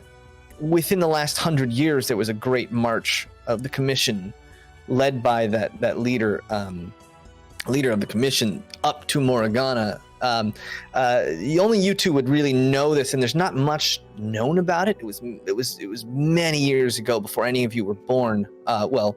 Before anyone who's from the thing was born, and we hadn't really talked about this, but there's a history of like this giant war that happened between the elves and the humans. That did not end well for Capital City. It didn't end well for the humans. They kind of came back with their tails between their legs. So that is also, that kind of culture is underlying, it's still there, you know, that distrust. So like, it's not uncommon for people to just really talk bad about the elves all the time, straight to their face, but they never seem to get provoked and they never seem to fight back. And you also know that elves live a very long time, so there's a lot of that jealous sentiment. There's so many different ways that people just hate the elves. Well, Rezik's a nerd, and he's read a lot of books because he was an indoor kid, so he probably read a lot about different societies or different races. I have a feeling he probably wouldn't hate anybody or any other race, but it's more of like. Just wondering, like, what the society, what the interaction between humans and elves have been in this community. And what you know also too is like the elves. I mean, there's not a lot of elves, even in their own city, but they're very powerful as far as magics go. And that was one of the big reasons why the commission had no luck trying to like take down Morgana to the north, the big elven city to the north. So like you would almost have like there's a sense of like, you know, they know more than we do, and that's unsettling as well, right? Like with as far as magic goes, there's a lot of people like superstitions around elves, like, oh, an elf can read your mind if you look at them, so never look an elf, right? Or you know, an elf will steal your soul or can mind control you, so never do business with an elf because they'll trick you and steal your stuff using all kinds of magic stuff. Knowing people here, that's obviously not, you know, it's just all bunch of bullcrap. Maybe it isn't. I mean, you've had no proof one way or the other. That's true. I heard they can read your minds. Wait, can you read my mind? Like a little though. Like a little. I mean, it's not impossible. Quizzically. Read your mind. Yeah. No, I cannot read your mind, nor do I think what I would want to. What am I thinking right now? Rocks are expensive. I haven't a clue. Thinking about cake. Ah, that one was pretty obvious. I should have known. Maybe hold off on cake for a while. So we're all in agreement then. We will give this pendant back to the elves once we're done with it. Maybe. Well, what if I want to keep the shiny? Or what if the booger needs it back? Also, out of curiosity, we've just been listening to what you've been telling us to do this whole time. You said go find the helped us boogeyman. at all. You said go to the city. You said we need to give this stuff to the people. Well, You just we been are blindly all, following you the whole time. we are all part I of the don't think resistance. that's very fair. I hope that we all trust each other. I No, was hoping that's that trust. it was founded on trust. Hello. No, you Consideration. didn't find it. You did. Well, what would you like to do then, pup? I don't know. Well, that's not very helpful. I never said I was helpful. Well, you are awful good at sowing discontent. Well, I just sewed. I sewed Tiny Toe's backpack. Let us all sleep on it. How about that? Think. I'm not trying to Sleep on force her anyone. backpack? Sleep on the idea of maybe trading this pendant for its security, because we do need it, and I cannot think of any other way to get an elven enchantment on it. At least not to the degree that we need. Day, you know, I agree. Let's sleep on it for sure. But at the end of the day, we've given up a lot to get to where we are now. I don't think we can really refuse this service right now. We need to get into the pits, and this is probably our only way to do it safely, really. So we probably have to do it at the end of the day. But let's sleep on it for sure. Agreed. That sounds pretty good to me. I hope And it's then comfortable. you guys start to hear snoring, and you look back, and Daladale is now back on his back, just sleeping and snoring away. He was awake just long enough. Yeah. Are you guys gonna hunker down for the evening? Yeah, are we gonna make camp here? Yeah. So you guys have that firelight kind of set. It's so much. It's Yeah, so are much we- nicer out here than it is in there as far as the smell. Can And we, you can only imagine what the Bourgeois has been doing in there while you guys were gone.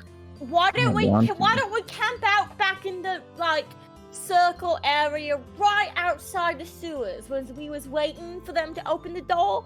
That was outside nice, but also hidden. Oh, that's where you guys are. I Oh. thought that's where you were right now, right outside the Bourgeois' place, which is that tube. And as you guys are sitting there hanging out, you start to hear distant voices, and you hear two townsfolk kind of come up to the edge of the water, and you hear them talking, and they're murmuring, and you hear them just kind of. Did you hear? Yes. Someone attacked Omara Vasquez. Well, serves her right. Well, too bad they were unsuccessful. We did kill her mother and her father, though. Well, they probably deserved it of that city. Too bad. Maybe someone someday will take her out. But as for now, I guess I guess she roams free. Yes. Terrible for us, huh? Well, better luck next time. And then they kind of walk off. And that's where we're going to leave it. Till next week.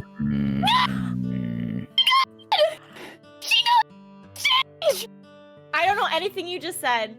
None of it. Fix your mics. Absolutely none of it. Honestly, you're better off not being able. It's probably better for your ears. Hearing the I love squealing. I just don't know the words that are. It sounds like. I wish I knew what you were saying. I said, "Oh no, she knows that I can change." Thank you so much. We'll see you next week. Woo. Bye. Thank you. Bye.